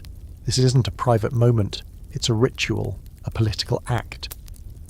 Welcome to the deeply awkward, historically baffling tradition of bedding ceremonies, where royal couples weren't just expected to consummate their marriages, but to do so with witnesses. Because what's romance without a crowd of bishops, noblewomen and nosy chamberlains standing around pretending not to watch? In many European courts, especially from the late medieval period through the 17th century, the wedding night wasn't over when the vows were exchanged. Not even close. After the feast, after the procession, and after the awkward smiles came the final act of legitimacy, the public escort to the bed. Picture this. You're the bride, maybe 15, decked out in gold-threaded linen and a hairpiece that weighs more than your sense of agency. The groom is beside you, flushed from wine and nerves. You're paraded through the castle halls like livestock at a harvest festival, while courtiers joke, clap, and make slightly too knowing comments. You reach the bed, and that's where things really get weird. Historical fact. In many traditions, the couple was ceremonially undressed by attendants. The Queen's ladies would remove her gown while the King's men did the same for him. Sometimes the couple was left in their nightclothes. Sometimes, not so much. Everyone would then watch as the couple was tucked into bed, often with great formality, as if they were children being put to sleep after story time. And then, with one last look, the witnesses would withdraw, though not always all of them. You might think this was symbolic, that no one actually stayed, but in many courts, someone did. Maybe a trusted advisor, a physician, or a high-ranking noble. In some places, the door was left open. In others, a curtain was drawn, but attendants lingered in the room, straining to hear movement, or confirmation. The point wasn't voyeurism, at least not officially. It was verification. Was this union real? Was it consummated? Could it now be considered politically binding? Because let's be very clear, a royal marriage that wasn't consummated was barely a marriage at all. Without the physical act, the legal and dynastic implications hung in limbo. No heir could be considered legitimate unless there was proof, real or assumed, that the marriage had been sexually completed. It didn't matter whether the couple loved each other. It didn't even matter if they liked each other. What mattered was the sheet. Fringe fact. In some traditions, the bedding ceremony included the display of that sheet the next morning, ideally stained with blood to indicate the bride's virginity and the success of the act. In parts of Eastern Europe, the sheet would be paraded through the town. In France and Scotland, it might be shown to select nobles. This sheet wasn't just laundry, it was legal documentation. But here's where things got complicated. What if there was no blood? What if the groom was too young, too drunk, or too inexperienced? What if nothing happened at all? There were protocols for that too. The court might wait and try again the next night. There might be a quiet talk between physicians. In some cases, the couple was physically examined. Yes, examined. Medical officials, often church-sanctioned, would check the bride's hymen and question the groom about his ability to perform. One historical record describes a doctor declaring a prince cold in his loins, which is a very polite way of saying, "We have a problem." Scholarly debate still simmers around these rituals. Some historians argue that bedding ceremonies were largely symbolic, exaggerated in retellings and rarely enforced. Others insist they were very real and meticulously documented. The truth likely lies in between. In some cases, the ceremony was theatrical, just enough performance to satisfy tradition. In others, particularly in politically unstable times, consummation was a required event with observers, documentation, and witnesses prepared to swear on their honour that it happened, or at least that it looked like it did. And let's not pretend this was a one-gender pressure. While brides were expected to prove their virginity, grooms were expected to perform on command, with very real political consequences if they didn't. Kings who couldn't perform were humiliated, manipulated, or pushed aside. Queen Mary of Scots' first husband, Francis II, was mocked for his youthful awkwardness and rumoured inability to consummate the marriage. Likewise, Louis XVI of France, husband to Marie Antoinette, was notoriously late to the party, not consummating the marriage for 7 years. The court gossiped. Foreign ambassadors reported on it like it was breaking news. Eventually Louis got there, possibly after some very awkward coaching, but the damage to his reputation lingered. You're in one of these rooms now. The bed is massive, canopied, and impossibly stiff. The fire has gone out, but the sheets are still warm. A pair of shoes has been kicked aside. His. Her hair ribbon lies coiled on a chair. There's no one here now, but you can feel the echoes of centuries. Nervous laughter, whispered instructions, strained silence. Maybe they consummated their marriage out of duty. Maybe they faked it. Maybe they stared at the ceiling, waiting for morning. Whatever happened, the sheet would tell the story. or at least the version they wanted the world to believe. Because more than anything, bedding ceremonies weren't about truth.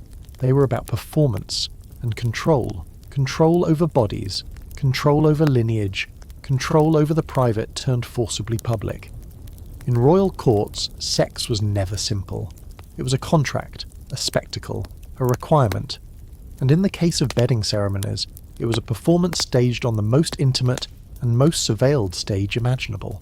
So the next time you hear about a royal wedding being historic, just remember, once upon a time, the real history didn't start at the altar. It started in the bed. You're sitting in an ornate drawing room now, velvet curtains drawn tight, fire flickering low, and the weight of 1,000 rumours hanging in the air like pipe smoke. In front of you is a stack of pamphlets, cheaply printed, poorly drawn, and absolutely dripping with scandal. The woman featured in them is instantly recognisable. Powdered white skin, towering hair, a sly smile caught mid-wink.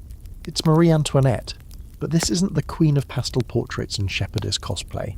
This is the version history tried to burn, framed not as a monarch, but as a monster of excess and sexual depravity.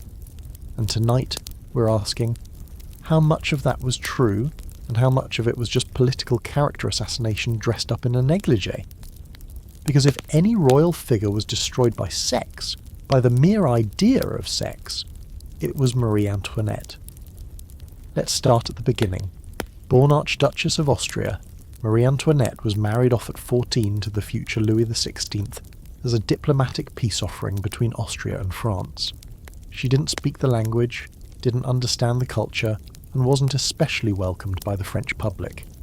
Add to that a court obsessed with etiquette, surveillance, and constant rumour, and it's no wonder she struggled to find her footing. Then came the real issue, the lack of an heir. It took Marie and Louis 7 years to consummate their marriage. 7. In a time when the primary job of a queen was to produce a male heir as quickly as possible, this was a national embarrassment. The gossip mill exploded. Was she frigid? Was he impotent? Was she already getting it elsewhere? Historical fact. Marie Antoinette likely remained faithful to Louis during those early years. There's little concrete evidence of affairs. The issue seems to have been Louis himself, reportedly shy, possibly suffering from phimosis, a medical condition that can make sex painful, and generally more interested in hunting and locksmithing than romance. But the public wasn't interested in medical nuance. They wanted blood, or at least some action. Enter the pamphlets. These weren't subtle political critiques. These were pornographic attacks, often illustrated, often vile. They depicted Marie Antoinette in every possible position, with every possible partner, male, female, even members of her own family. She was drawn with her legs spread, moaning over piles of stolen gold, sometimes mid-orgy, sometimes mid-treason. Her enemies accused her of lesbian affairs with her close friends, of seducing young guards, of manipulating the king through sex she allegedly wasn't having. It didn't have to make sense, it just had to sting. Fringe fact. One especially infamous piece of French smut called Le Royal Bordel accused Marie of hosting orgies at Versailles and corrupting innocent young women into what it called sapphic delight. It even suggested she and her friends had secret tunnels beneath the palace to sneak in lovers. The truth? Those tunnels were for servants. But when the mob's already sharpening its pitchforks, facts aren't really part of the mood board. Here's the thing. These accusations weren't just slut-shaming for fun, they were a political weapon. The French Revolution was fueled in part by the image of a queen who partied while the people starved. So they built that image, relentlessly. They painted her as Madame Deficit, a woman who bankrupted France on dresses, jewels, and sex-fueled decadence. They made her a symbol of everything wrong with the monarchy. Disconnected, overindulgent, and sexually deviant. Scholarly debate has since picked apart the reality. Most historians agree that Marie's personal spending, while extravagant, wasn't the cause of France's financial crisis. And most of the sexual rumours were, well, total fabrications. But the damage was already done. You can't unprint 1,000 pieces of political porn. And when people start believing a queen is having orgies while children go hungry, there's no coming back from that. Marie did have close friendships with women like the Duchess of Polignac, And yes, they wrote affectionate letters and spent lots of time together. Was it romantic? Possibly. Was it sexual? Highly unlikely. But the French public didn't care about subtle distinctions. Female intimacy, especially in the 18th century, was an easy target for homophobic imagination.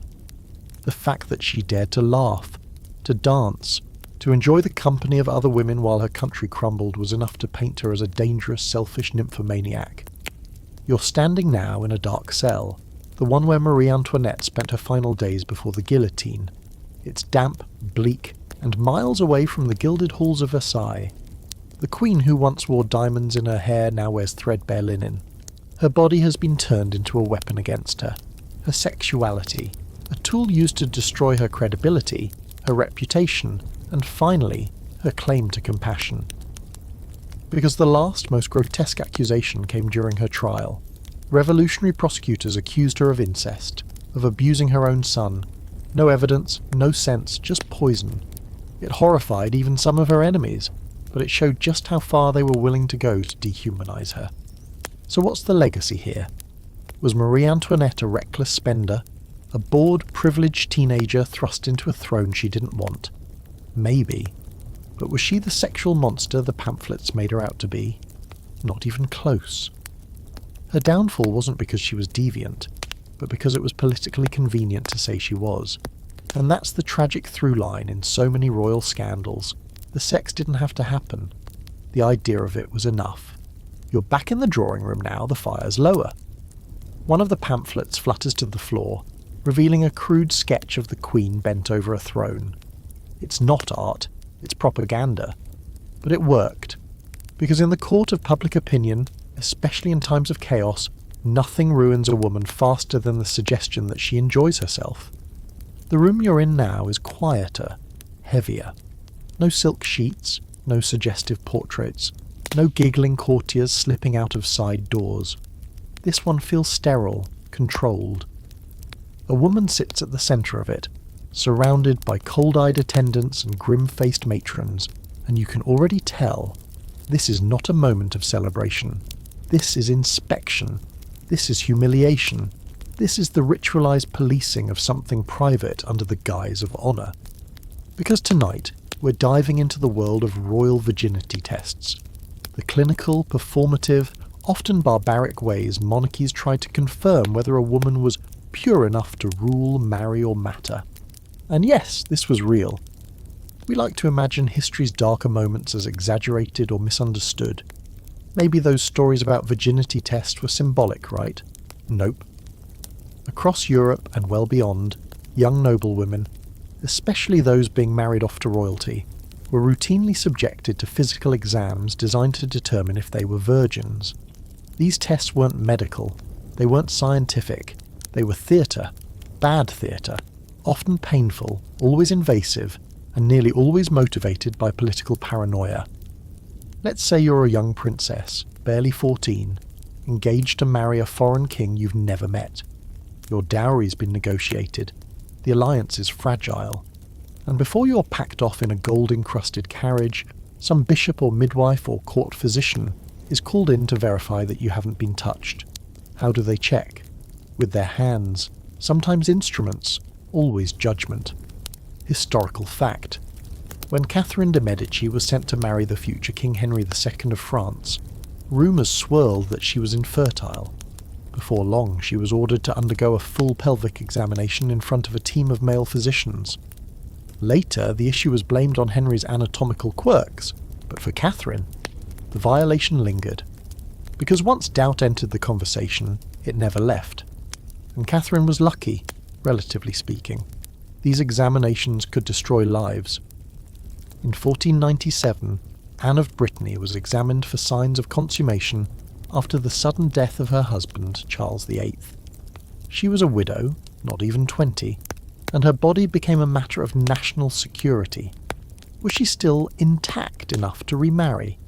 Could she be offered to another crown? And if not, was she damaged goods? The idea of proving virginity relied on myths, specifically the idea that an unbroken hymen equaled chastity. Science has since laughed that concept off the stage, but in royal courts, It was treated like gospel. Never mind that the hymen can stretch, tear, or not exist at all. Never mind that pain and bleeding don't always accompany first intercourse. None of that mattered. All that mattered was whether a powerful man could say with some measure of stage certainty, "Yes, she's untouched." Fringe fact: in some parts of medieval Europe, a jury of matrons would be summoned, a group of older noblewomen whose job was to inspect a bride or a rape victim's body and offer their verdict. This wasn't science. This was gossip weaponized. And in royal courts, their word could confirm a marriage or collapse a dynasty. And what about annulments? Oh, here's where it gets messier. If a marriage needed to be dissolved, whether for politics or personal inconvenience, royal men often claimed their wives weren't virgins to begin with. It gave them an easy exit.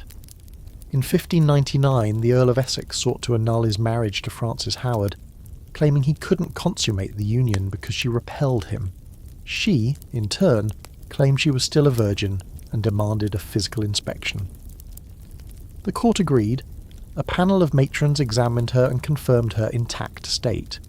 And then, in a twist straight out of HBO, Frances admitted she had trained herself to play the virgin, using cotton soaked in goat's blood and muscle control to mimic the effects. The annulment was granted. She married her lover, who was then imprisoned for murdering a man at her request.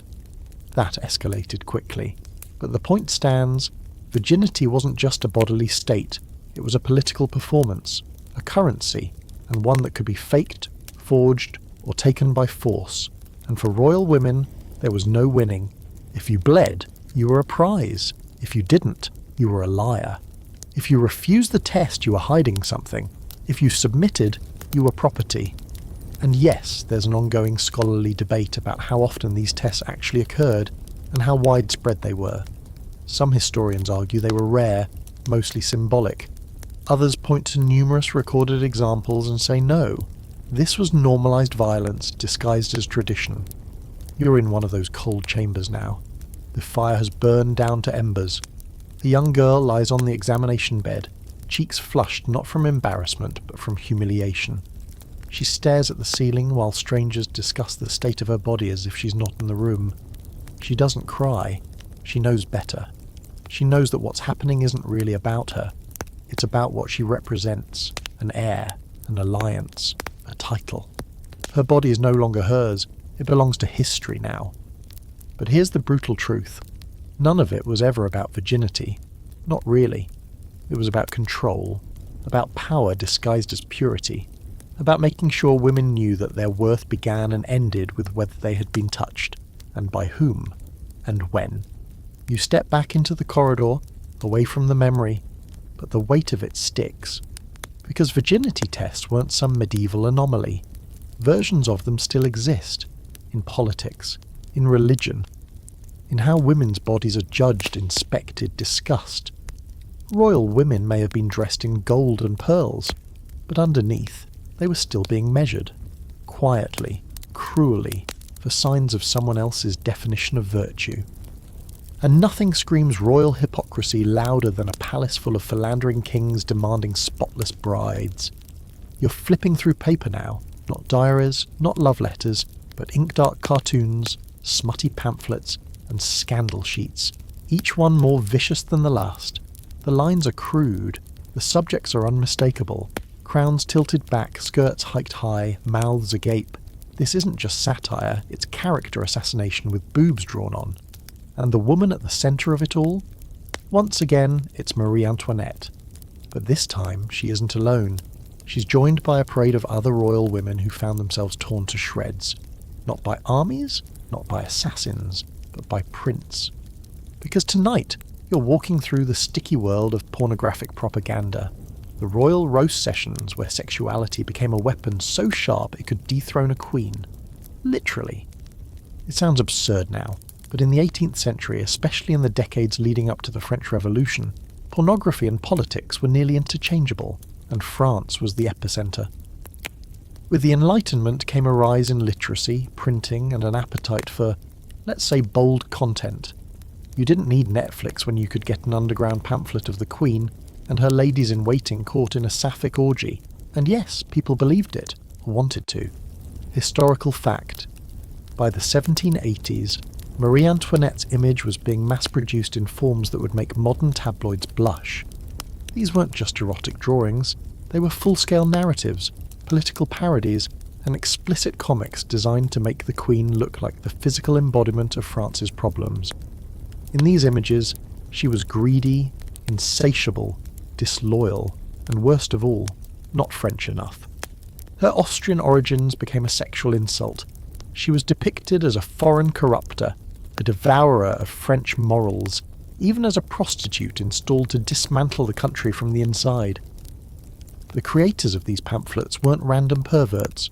They were often political activists, underground journalists, and revolutionary sympathizers. Their goal wasn't just to titillate, it was to poison the public perception of monarchy, and it worked. Fringe fact, one especially famous pamphlet depicted Marie Antoinette with her own son, yes, her child, in a pose so vile it was instantly banned in every official court. But the damage was already done. Even those who hadn't seen the image heard about it. It whispered through marketplaces and parlours, growing more grotesque with every retelling. The result? A queen who was to many already guilty long before her trial, and she wasn't alone. Across Europe, other royal women, especially those who wielded political influence, found themselves drawn naked, degraded, and devoured by the public imagination. Empress Catherine the Great of Russia. She was accused of everything from nymphomania to dying during intercourse with a horse. That last one? Complete fiction. But try correcting that in the age of hand-delivered scandal sheets. These images weren't just offensive, they were strategic. They played on the idea that sexual morality equaled political morality. If a queen was depicted as promiscuous, the message wasn't just she's loose, it was she's unfit to rule. Her body became a metaphor for a corrupt, weakened state. Her sex life, or rumoured lack of one, stood in for everything the revolutionaries hated about the regime, its extravagance, its hypocrisy, its decadence. This is where the scholarly debate still lingers. Were these pamphlets actually effective, or were they just background noise in an already collapsing system? Some historians argue that pornographic prints were more of a cultural symptom than a direct cause. Others say no, these weren't just drawings. They were political tools, as potent as any speech or protest. And there's another layer here. Gender. Kings were certainly mocked, yes, often for impotence or corruption, but queens were sexualized, reduced, humiliated. Their political power was attacked through their bodies, their loyalty questioned through innuendo, their downfall choreographed through orgasms they probably didn't even have. And unlike the kings, they didn't get the dignity of privacy. Their desire, or even the suggestion of it, was treated as proof of criminality. You're holding one of these pamphlets now, the ink smudged, the paper worn. It shows the Queen in bed with a cardinal, a bishop, and a lady-in-waiting, all at once, naturally. She's drawn with exaggerated breasts, cartoonish lust, and a crown sliding off her head. Beneath the image, the text mocks her spending, her origins, her motherhood. It isn't just a dirty joke, it's a political assassination, and it was cheaper to print than a bullet. This kind of imagery didn't stop at the bedroom either. It spilled into fashion, into public performance. Theatre troupes staged satirical plays, cafes hosted lewd puppet shows, street vendors sold figurines of the Queen in scandalous poses. For the common people, many of whom couldn't afford bread, Marie Antoinette became the ultimate symbol of wasteful luxury, and, thanks to these images, depraved pleasure. And here's the final twist. Marie wasn't even unusually indulgent compared to other royals. She wasn't particularly sexual. She didn't start wars or plunge France into debt all by herself, but she made the fatal mistake of being visible, of enjoying music, fashion, gardens, and yes, friendships that were perhaps too affectionate to survive public scrutiny. She laughed in public. She smiled when she should have bowed. She played at being a shepherdess while her people starved, and once the pamphlets caught hold, none of it mattered. She had become an image, a body, a punchline, a target. You're walking through the streets of Paris now, stepping over discarded pamphlets soaked in rain. The heads on pikes haven't arrived yet, but the ideas that will justify them are already here. in ink, in rumour, in cheap erotica passed hand to hand. It's not just titillation, it's propaganda. And it's doing its job. The guillotine didn't start with a blade, it started with a picture. The air tonight is tense. You can feel it. Thick as smoke curling in alleyways, clinging to the walls of cafes and echoing through palace corridors. Whispers are sharper, crowds are angrier, guards tighten their grip on halberds. And if you listen closely, beneath the buzz of revolution and reform, you'll hear something familiar. Gossip, scandal, sex. Not just whispered in secret anymore, but shouted from balconies and scrawled on walls. Because now the rumours aren't just ruining reputations, they're toppling empires. Tonight we're diving into the dangerous turning point where royal sex lives, real or imagined, stopped being scandalous distractions and became political weapons powerful enough to spark revolutions. Let's rewind for a moment to France, 1789. You already know the familiar images: starving peasants, powdered wigs, storming of the Bastille. But what many people forget is how crucial sexual scandal was in bringing down the monarchy. Louis XVI and Marie Antoinette weren't just unpopular because of taxes. They were vilified because of what people thought they were doing in bed. Historical fact: by the time the French Revolution exploded, Marie Antoinette had been the subject of nearly 2 decades of salacious rumours. She was accused of everything from lesbian orgies in the Trianon to having affairs with foreign spies. Her bedroom was imagined as a theatre of treason. The most damning scandal: the affair of the diamond necklace, a convoluted mess involving a stolen necklace, a fake queen, and a conwoman who convinced a cardinal he was secretly bedding Marie Antoinette. The queen wasn't involved, but the damage was done. The public saw exactly what they wanted: a corrupt queen indulging herself while the people went hungry. Fringe fact: when mobs stormed Versailles in October 1789, one of their rallying cries wasn't just about bread, it was "down with the Austrian whore." That wasn't just about her foreign roots. It was about the sexualized image that had been burned into the collective imagination. The guillotine wasn't an accident. It was the end of a long seduction, the kind performed by political pornographers, not courtiers. But this wasn't just France. In Russia, Empress Catherine the Great was dragged through the same filthy pipeline. After her death, rumours swirled that she had died attempting intercourse with a horse. Ridiculous? Absolutely. But the goal wasn't to report truth. It was to erase power by humiliating it sexually. Catherine, like Marie, was a powerful woman who ruled alone, without a man at her side. That was dangerous. So the public response was predictable. Turn her into a joke, make her monstrous, make her deviant, make her so scandalous that her power could be dismissed as unnatural. And this wasn't just a female problem. Take Charles I of England. In the lead-up to the English Civil War, his queen, Henrietta Maria, was accused of being a lascivious Catholic seductress influencing the king's decisions. The pamphlets that circulated painted her as the shadowy sexual puppet master of England's downfall. Even though there was no proof, the suggestion was enough to inflame public resentment. And when Charles lost his head, literally, his reputation had already been gutted by rumours about what went on behind his bedchamber doors. Here's the thing: revolutions don't just happen because of bad economics. They happen when people stop believing in the myth of their rulers. Monarchs weren't just political leaders. They were supposed to be chosen by God, morally superior, distant from the muck of ordinary desire. But the second you expose them as too human, as greedy, horny, weak, or perverse, that divine aura collapses. And people start to ask why they're starving while their queen is allegedly having champagne-fueled romps in a mirrored bed. This is where the scholarly debate kicks in, sharp and uncomfortable. Did these sex scandals really cause revolutions, or were they just symptoms of a larger decay? Some historians say the pornographic rumours were a reflection of rising resentment, not the reason for it. Others argue they were the match, that the saturation of obscene pamphlets eroded public respect to the point where revolution felt not just possible, but necessary. You're standing now in a print shop tucked behind a smoky tavern. Sheets of freshly inked paper dry on racks.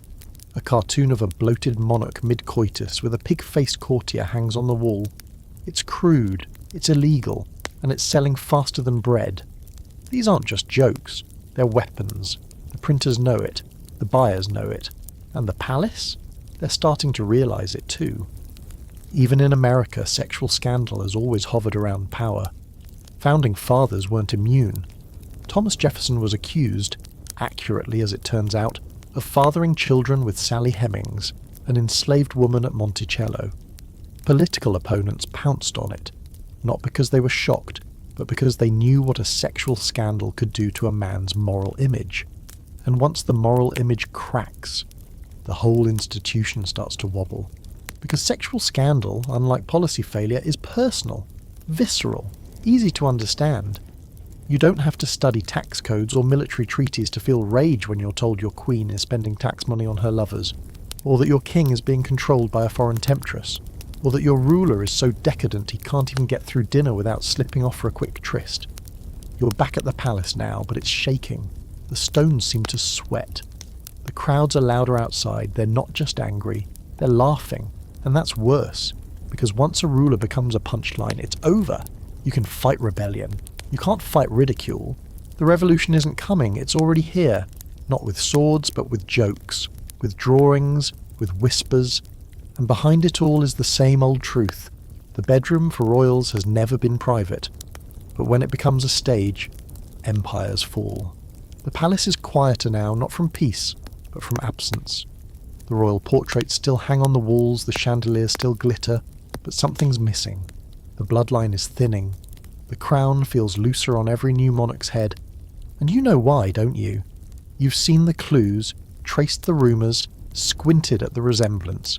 Tonight, we're stepping into one of the oldest, juiciest, and most uncomfortable parts of royal history. Illegitimate heirs and secret bloodlines. Because for all the rituals and sacred marriages, kings and queens were rarely monogamous, and the children born outside of wedlock, they didn't just disappear.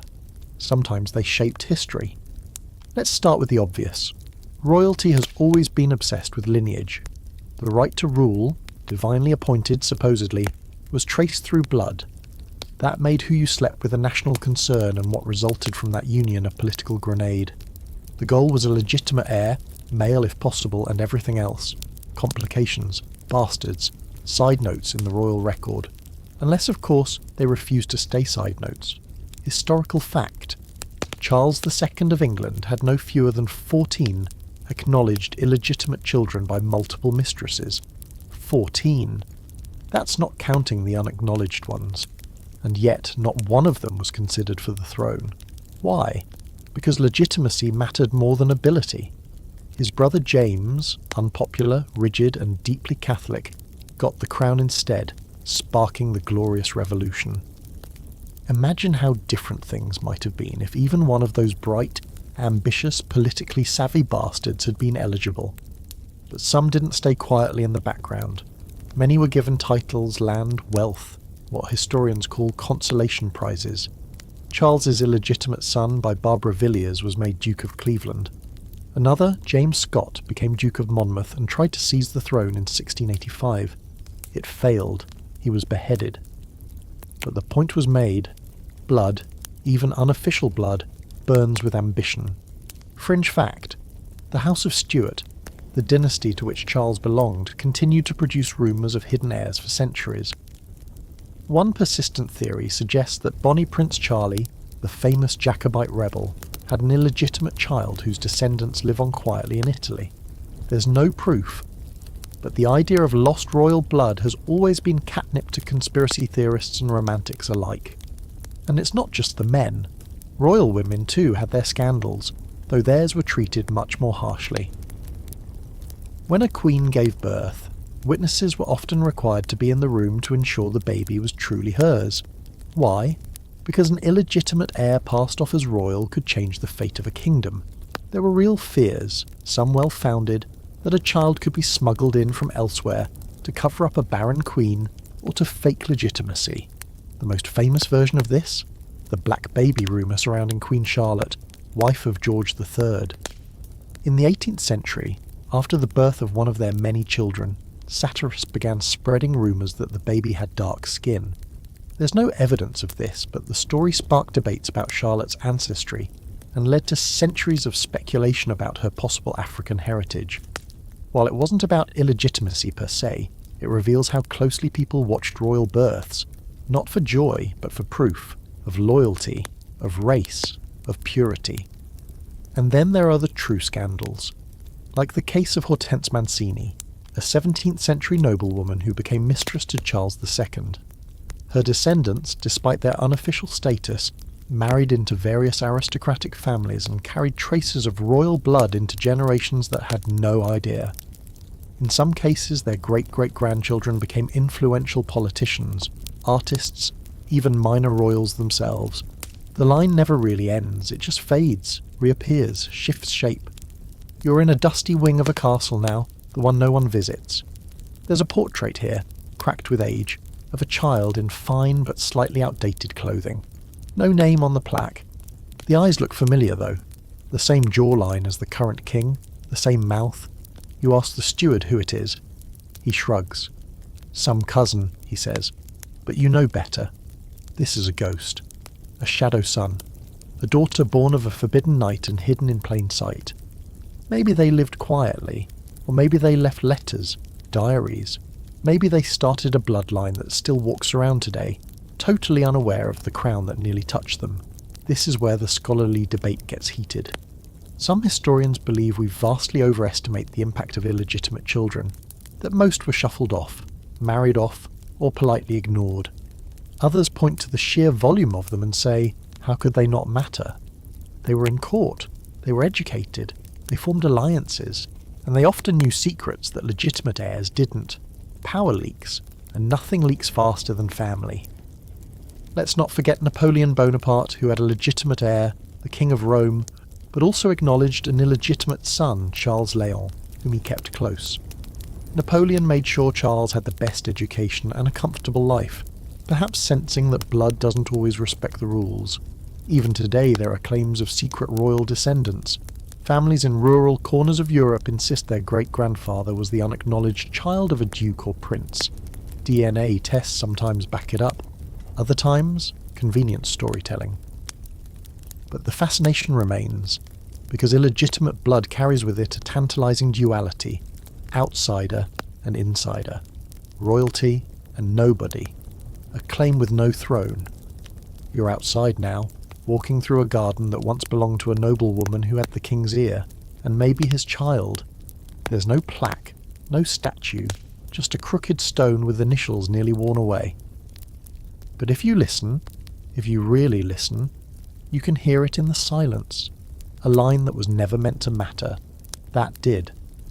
Because history isn't made only by the crowned. Sometimes it's made by the ones written in the margins, born behind closed doors, raised in shadows, and remembered by no one, except those who know what to look for. And tonight, you're looking. Tonight the air smells different. Not of musk and sweat and politics, but something stranger. Resin, spices, candle wax with a hint of something metallic beneath it. You're in a space that doesn't feel quite royal, but still powerful.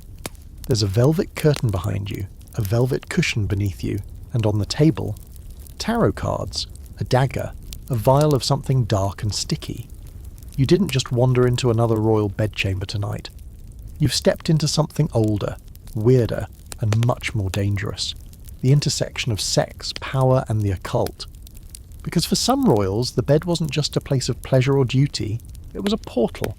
And in a few shadowy corners of history, it was a place for ritual, magic, and the kind of sacred acts that would make any priest choke on his communion wafer.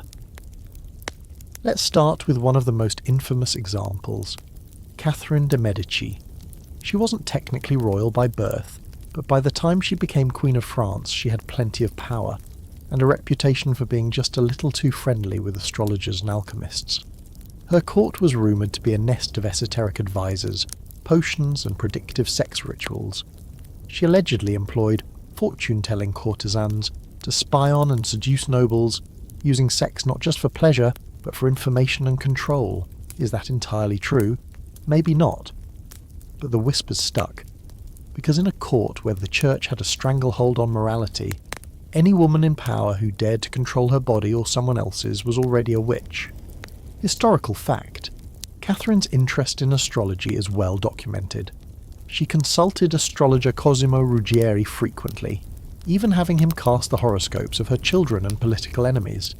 She also kept an elite group of women, called the Flying Squadron, beautiful, clever ladies-in-waiting who were sent to seduce and influence men at court.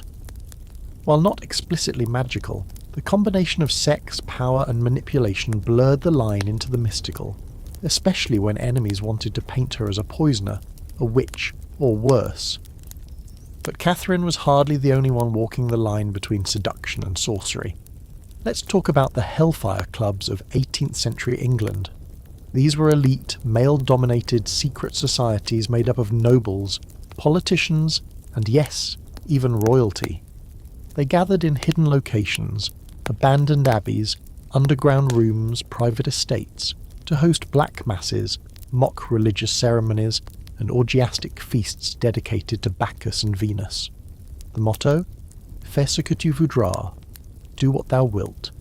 Fringe fact: Sir Francis Dashwood, founder of the most infamous Hellfire Club, was close to Prince Frederick, heir to the British throne. Dashwood's estate, Medmenham Abbey, featured underground tunnels, statues of nude goddesses, and walls carved with phrases from the occult. It was part sex club, part parody church, part political club. There are even rumours that Benjamin Franklin attended a few gatherings. Did they actually summon demons? Probably not. But did they perform sex rituals designed to mock and manipulate traditional power? Absolutely. And then there's Aleister Crowley, much later in history but impossible to ignore.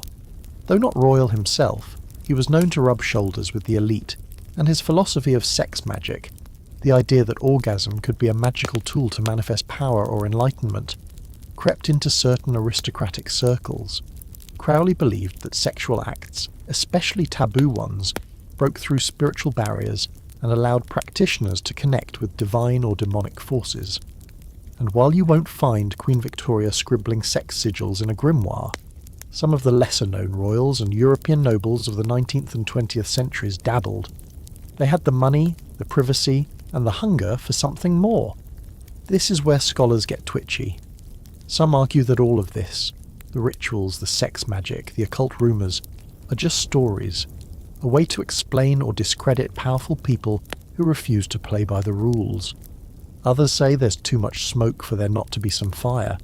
When you find books of summoning in royal libraries, symbols carved into bedroom mantles, and court records suddenly going mysteriously missing, you start to wonder.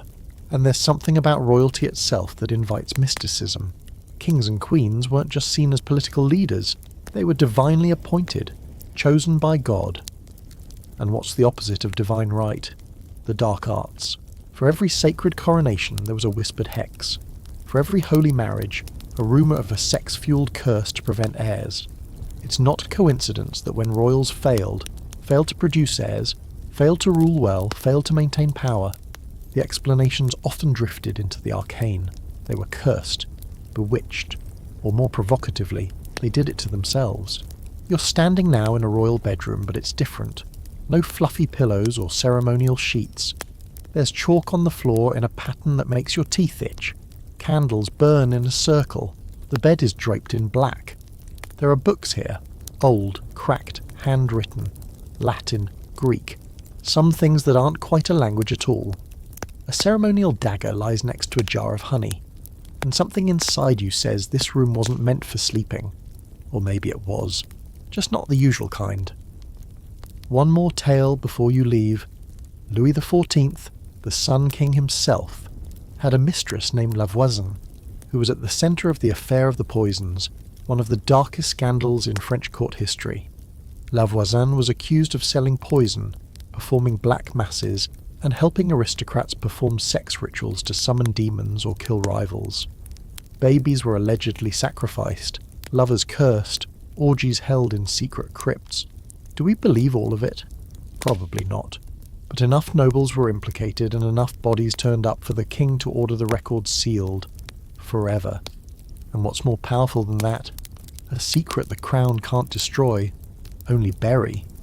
You walk out of the chamber now, heart a little quicker than you'd like to admit, Maybe it's the herbs. Maybe it's the fact that, in a world of rules, rituals and arranged marriages, some royals chose to step outside the circle, not for love, not for pleasure, but for power. Old, forbidden, and oozing with consequence. Because behind every throne is a shadow, and in some cases, that shadow knows your name. The lights are softer tonight, not candlelit, gaslight, flickering along velvet-lined halls, casting trembling shadows on red wallpaper and polished parquet floors. You're in a palace again, but this one feels Victorian, restrained, elegant, and deeply, deeply repressed. But don't let the corsets and moral superiority fool you. Tonight, we're stepping into the gilded cage of the 19th century, where royals smiled politely for the public while slipping into double lives behind the brocade curtains. Welcome to the age of secret liaisons, same-sex love, and the royal closet. And at the centre of it all, you've probably guessed, it's Queen Victoria. Yes, that Queen Victoria, the one you picture in widow's black holding a handkerchief, looking perpetually unimpressed, the one synonymous with buttoned-up propriety, colonial expansion, and the invention of Christmas cards. But here's the thing, the real Victoria was far more emotionally and sexually complex than the myth she left behind. And if history hadn't sanitized her so aggressively, we might have had a much steamier version of the Victorian era. Let's start with her most famous obsession, Prince Albert.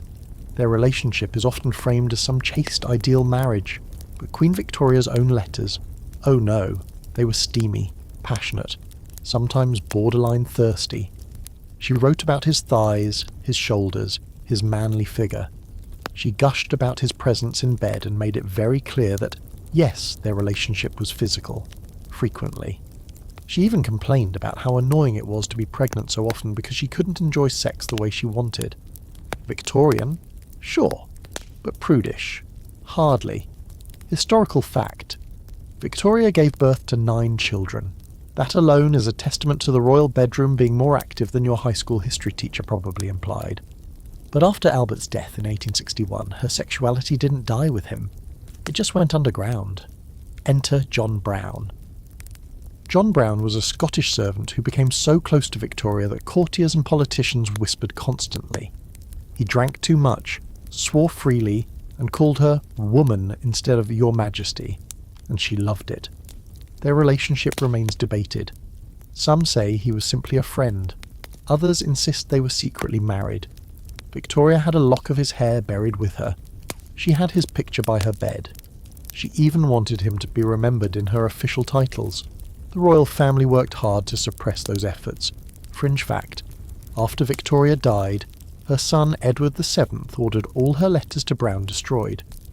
Her doctor allegedly removed a ring from her finger, a ring that had belonged to Brown's mother, and had been slipped on by him during some extremely private moment. You don't do that for your butler, unless he wasn't just your butler. But even more intriguing than Victoria's intense bond with Brown were her female friendships, especially with Sarah Littleton, Louisa Sutherland, and most significantly, Jane Spencer, Baroness Churchill. Victoria's letters to these women are deeply emotional, full of longing and affection. Now, historians will argue over the line between romantic friendship and romantic relationship in the 19th century. Women were allowed to be emotionally intense with each other in ways modern readers might read as queer. But still, some of these letters read less like friendship and more like aching love. Victoria called Jane her darling love and spoke of missing her with language that would feel right at home in any breakup letter. Were these relationships sexual? That's the scholarly debate. Were they emotionally intimate enough to break hearts? Undoubtedly. And while Queen Victoria was pouring her heart out to her lady friends across Europe, male royals were doing the same, just with far more risk. Take King Ludwig II of Bavaria, whom we met earlier, deeply closeted, tormented by his desires, and surrounded by a court that would rather label him insane than accept his homosexuality. Or Prince Eulenburg, a close friend of German Kaiser Wilhelm II, whose alleged same-sex relationship sparked the Eulenburg affair, a scandal that rocked the German Empire. Eulenburg was accused of being part of a homosexual cabal manipulating the Kaiser. The press ate it up. He was dragged through humiliating trials, and the court did everything possible to cover it up. Not because it wasn't true, but because it was, and that truth threatened the entire image of masculine imperial authority. And closer to home, let's not forget Prince Eddie, Queen Victoria's grandson, and second in line to the throne. Rumours swirled around him for years. Strange behaviour, a lack of interest in women, an oddly convenient disinterest in marriage. He was even tied falsely to the Jack the Ripper murders, likely to deflect attention from his social life. Historians now believe he may have been gay or bisexual and deeply closeted. He died young, but not before his sexuality became a problem the royal family buried hard. You're in a sitting room now. Tea is being poured. A clock ticks softly. A governess hums in the corner.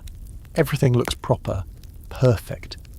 But in the letters hidden beneath floorboards, in the glances passed between drawing rooms, in the trembling hands of a prince who's been caught staring too long, there's another story. A secret one. And it's not just about desire. It's about survival. Because to be queer in a royal family wasn't just scandalous. It was dangerous. It meant giving up your truth, or your throne. Sometimes both. Scholars now comb through these letters and journals, trying to decipher truth from performance. Was that coded affection, or genuine love? Was that gallant gentleman merely loyal, or something more? The challenge lies in the Victorian obsession with privacy. Everything emotional was buried under euphemism.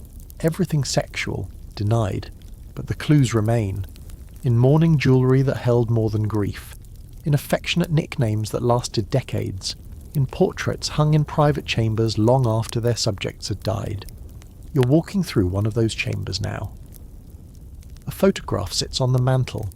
Two women, arms around each other, smiles tight, but eyes soft. A note tucked behind the frame reads only, "You have my whole heart. Still." There's no date, no signature, just a truth that didn't need permission to exist. Because while the public wore corsets and buttoned every collar to the throat behind the palace walls, the heart still wandered, the body still longed, and love, even in secret, still left a mark. The palace feels different now. Not grand, not solemn, but curated. You're standing beneath the gleam of electric lights, not candle chandeliers. The velvet's been replaced by velvet ropes. The bedrooms are behind glass. The scandal repackaged as trivia. And the royals? Well, they're still here, but mostly on commemorative plates, tea towels, and televised weddings with drone footage. You've stepped into the modern monarchy, where sex doesn't disappear. It just goes digital. Tonight we're pulling back the Instagram filter on the contemporary royal sex scandal, and trust us, it's still a circus, just with better lighting. This isn't the age of secret mistresses in tower rooms or powdered courtesans slipping out back doors.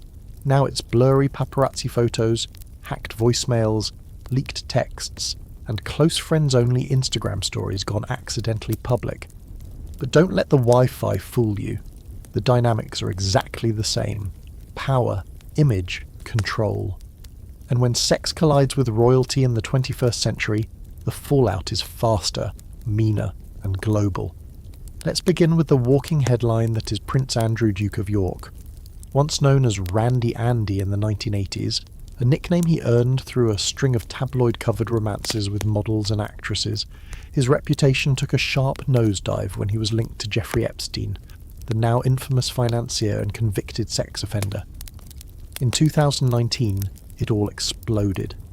A woman named Virginia Giuffre accused Andrew of sexually abusing her when she was 17, as part of Epstein's trafficking ring. Historical fact. Andrew did a BBC interview to clear his name. It backfired spectacularly. He denied the allegations, claimed he had no recollection of ever meeting Giuffre, and famously said he couldn't have been with her on the night in question because he had taken his daughter to a Pizza Express in Woking. Yes, that was his alibi. The interview was so disastrous it became an instant meme, and led to Andrew stepping down from royal duties. Eventually, in 2022, he reached a financial settlement with Giuffre without admitting guilt, but the damage? Permanent. The monarchy had tried to move into the future, but suddenly they were right back in the old narrative. Privilege, sex, silence, and scandal. Fringe fact: after the settlement, Andrew was stripped of his royal patronages and military titles, but he was never fully exiled. He still attended events, still lived on royal estates, still existed in that bizarre royal grey zone where scandal doesn't quite erase you, it just pauses your photo ops. And if you think the British monarchy is the only one dealing with sex-fueled PR nightmares, think again. Let's hop to Spain, where King Juan Carlos I, once hailed as a moderniser and hero of democracy, resigned in disgrace in 2014 after a flood of scandals, including extramarital affairs, allegations of financial corruption, and even elephant hunting trips with a known lover, while Spain suffered through an economic crisis. Among the most publicised, his relationship with Corinna Larsen, a Danish-German businesswoman who claimed she was his unofficial wife. Leaked recordings and documents revealed gifts, offshore accounts, and an entire web of influence she allegedly benefited from. Juan Carlos eventually fled Spain and went into self-imposed exile in the UAE. Spain tried to scrub his image, but it stuck like gum to history's shoe. And then there's Prince Harry and Meghan Markle. Not a scandal in the traditional sex dripping from the chandeliers sense, but something even more damning to the firm.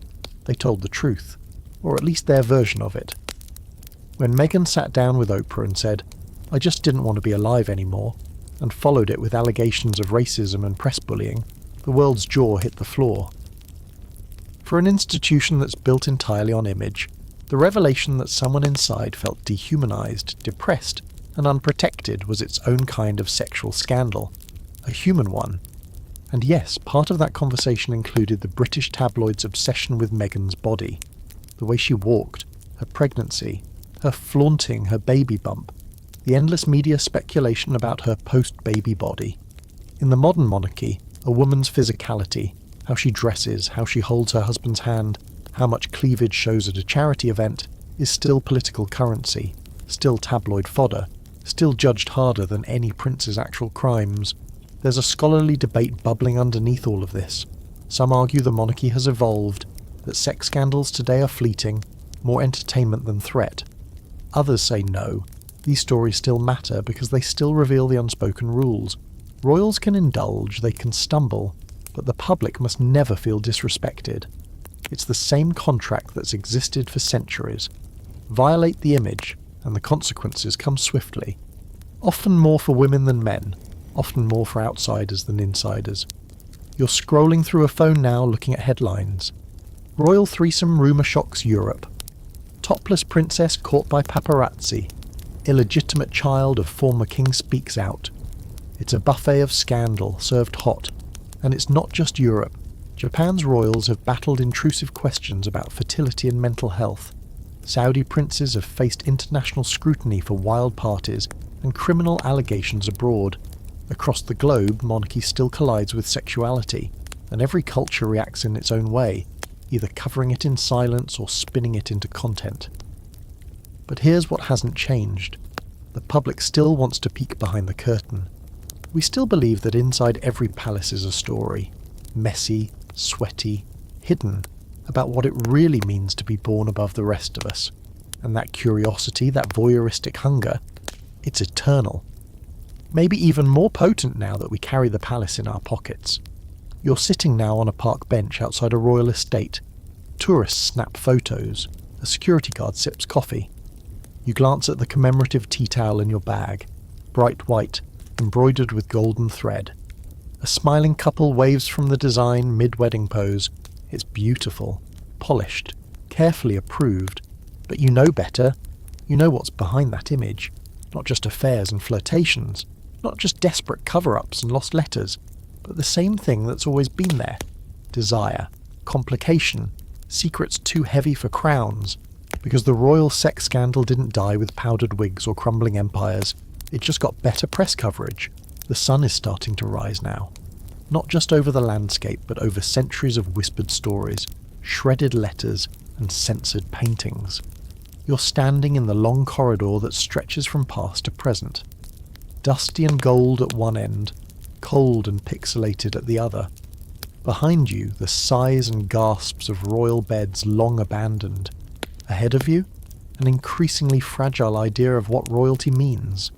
And at the centre of it all, the secret truth we've spent this entire journey peeling back: sex.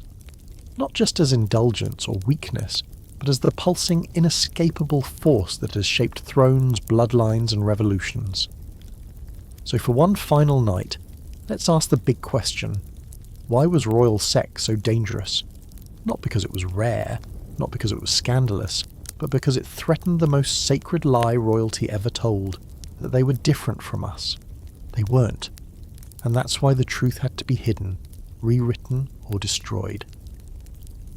Let's start with how carefully it all was managed. From the earliest dynasties to the Instagram royals of today, sexual behaviour has always been the soft underbelly of monarchy. Too much, and you're a pervert. Too little, and you're suspicious. Wrong gender, wrong partner, wrong timing, and suddenly the divine right to rule doesn't look so divine anymore. Historical fact: in the early 20th century, King Edward VIII fell so hard for Wallis Simpson, a twice-divorced American woman, that he gave up the throne. The monarchy didn't collapse because of a war or an uprising. It wobbled because a man wanted to marry someone whose past and perceived sexual reputation made her politically unacceptable. That wasn't just personal drama, that was existential, and it exposed a truth the monarchy never wants you to see. It's not love that threatens the crown, it's desire. Because desire doesn't follow rules, it doesn't ask about bloodlines, it doesn't care about alliances or treaties or crowns. It makes a king forget his responsibilities. It makes a queen pass secret letters to her lady-in-waiting. It makes heirs look like impostors, and impostors look like destiny. Fringe fact: in modern royal circles there are still discreet agencies that perform reputation management. Consultants who scrub Google searches, redirect rumours, and even quietly pay off tabloid reporters. They don't erase the sex, they just blur it enough to make it palatable. But the cleanup has a smell to it, and once you've noticed it, you'll find it everywhere. Think about all the stories we've walked through. About princesses inspected for virginity like livestock. Queens accused of seducing entire courts with a wink. Kings who fathered armies of illegitimate children. Royal advisors who vanished after rumours of affairs.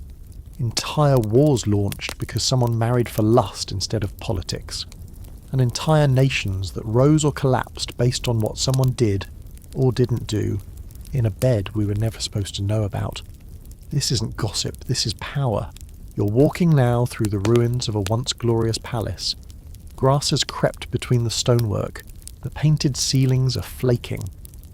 And in one forgotten chamber, you see it, etched into a wooden panel, hidden behind a wardrobe someone moved centuries ago. 2 names, carved together, joined by a heart. You don't know who they were. Maybe they weren't even royal. But it's the most honest artifact in the whole building, because behind every polished portrait and pompous coronation is a simple truth. Royalty has always been human. Their lust, their heartbreak, their whispered midnight confessions, they were never different from anyone else. They just had better tailors. Scholarly debate today continues to pick apart the legends. Was Marie Antoinette truly hated because of imagined orgies, or was she a scapegoat for a collapsing economy? Did King James I of England love his male favourites romantically, or just platonically? Were the Hellfire Clubs actual satanic cults, or just bored noblemen playing with taboos? We may never know for certain, because the deeper you go into royal sex history, the more the records vanish, burned, buried, edited. Not because they weren't true, but because they were, and yet for all the erasure something lingers. You're in a museum now, standing before a portrait of a queen whose name has been forgotten by most. Her gaze is soft, almost amused. Her lips are parted just slightly, as if she's about to tell you something. Something scandalous. Something real. She never will. But you know what it is now, don't you? It's not that she had lovers or secrets or affairs. It's that she had them, and still ruled anyway. That despite the rules, despite the inspections and pamphlets and whispers, she lived as herself, even if only in stolen moments. And those moments ripple through time more loudly than the public declarations ever could. You walk away from the painting. The lights dim behind you, your steps echo through the hall, and as the last door swings shut, you hear the quiet truth this entire story has been aching to tell you. Sex didn't just haunt royalty, it defined it. So here we are, back where we started. Only now the palace gates creak a little louder, the portraits stare a little deeper, and the velvet curtains don't quite hide what you thought they did.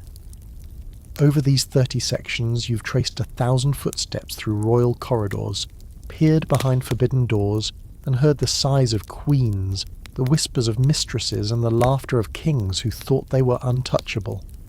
But you made it, mostly intact. You've sat through virginity inspections, dodged scandalous pamphlets, watched revolutions unfold beneath satin sheets, and read between the lines of love letters burned before breakfast. You've stood in shadowy ritual chambers and in front of modern courtrooms lit by camera flashes. You've seen how sex, whether sacred, sinful, or strategic, has always been more than just personal in royal life. It's been political, weaponized, worshipped, and feared. And through it all, one truth kept shimmering beneath the silk. Royals were never gods. Not really. They were just people. People with appetites. People with limits.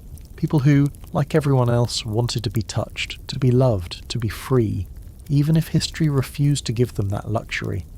And maybe now, when you see their faces, on statues, coins, or scandal mags, you'll look just a little longer. Not with judgment, not with awe, but with curiosity. Because behind every crown lies a story, some polished, some poisoned, some still waiting to be whispered. Thanks for coming on this ride. If you're still here, still cozy, still blinking up at the ceiling in the dark, you've earned some rest. Now take a breath. Let it all go. The scandal's over. The palace is quiet, and tomorrow, well, royalty always finds a new secret to keep.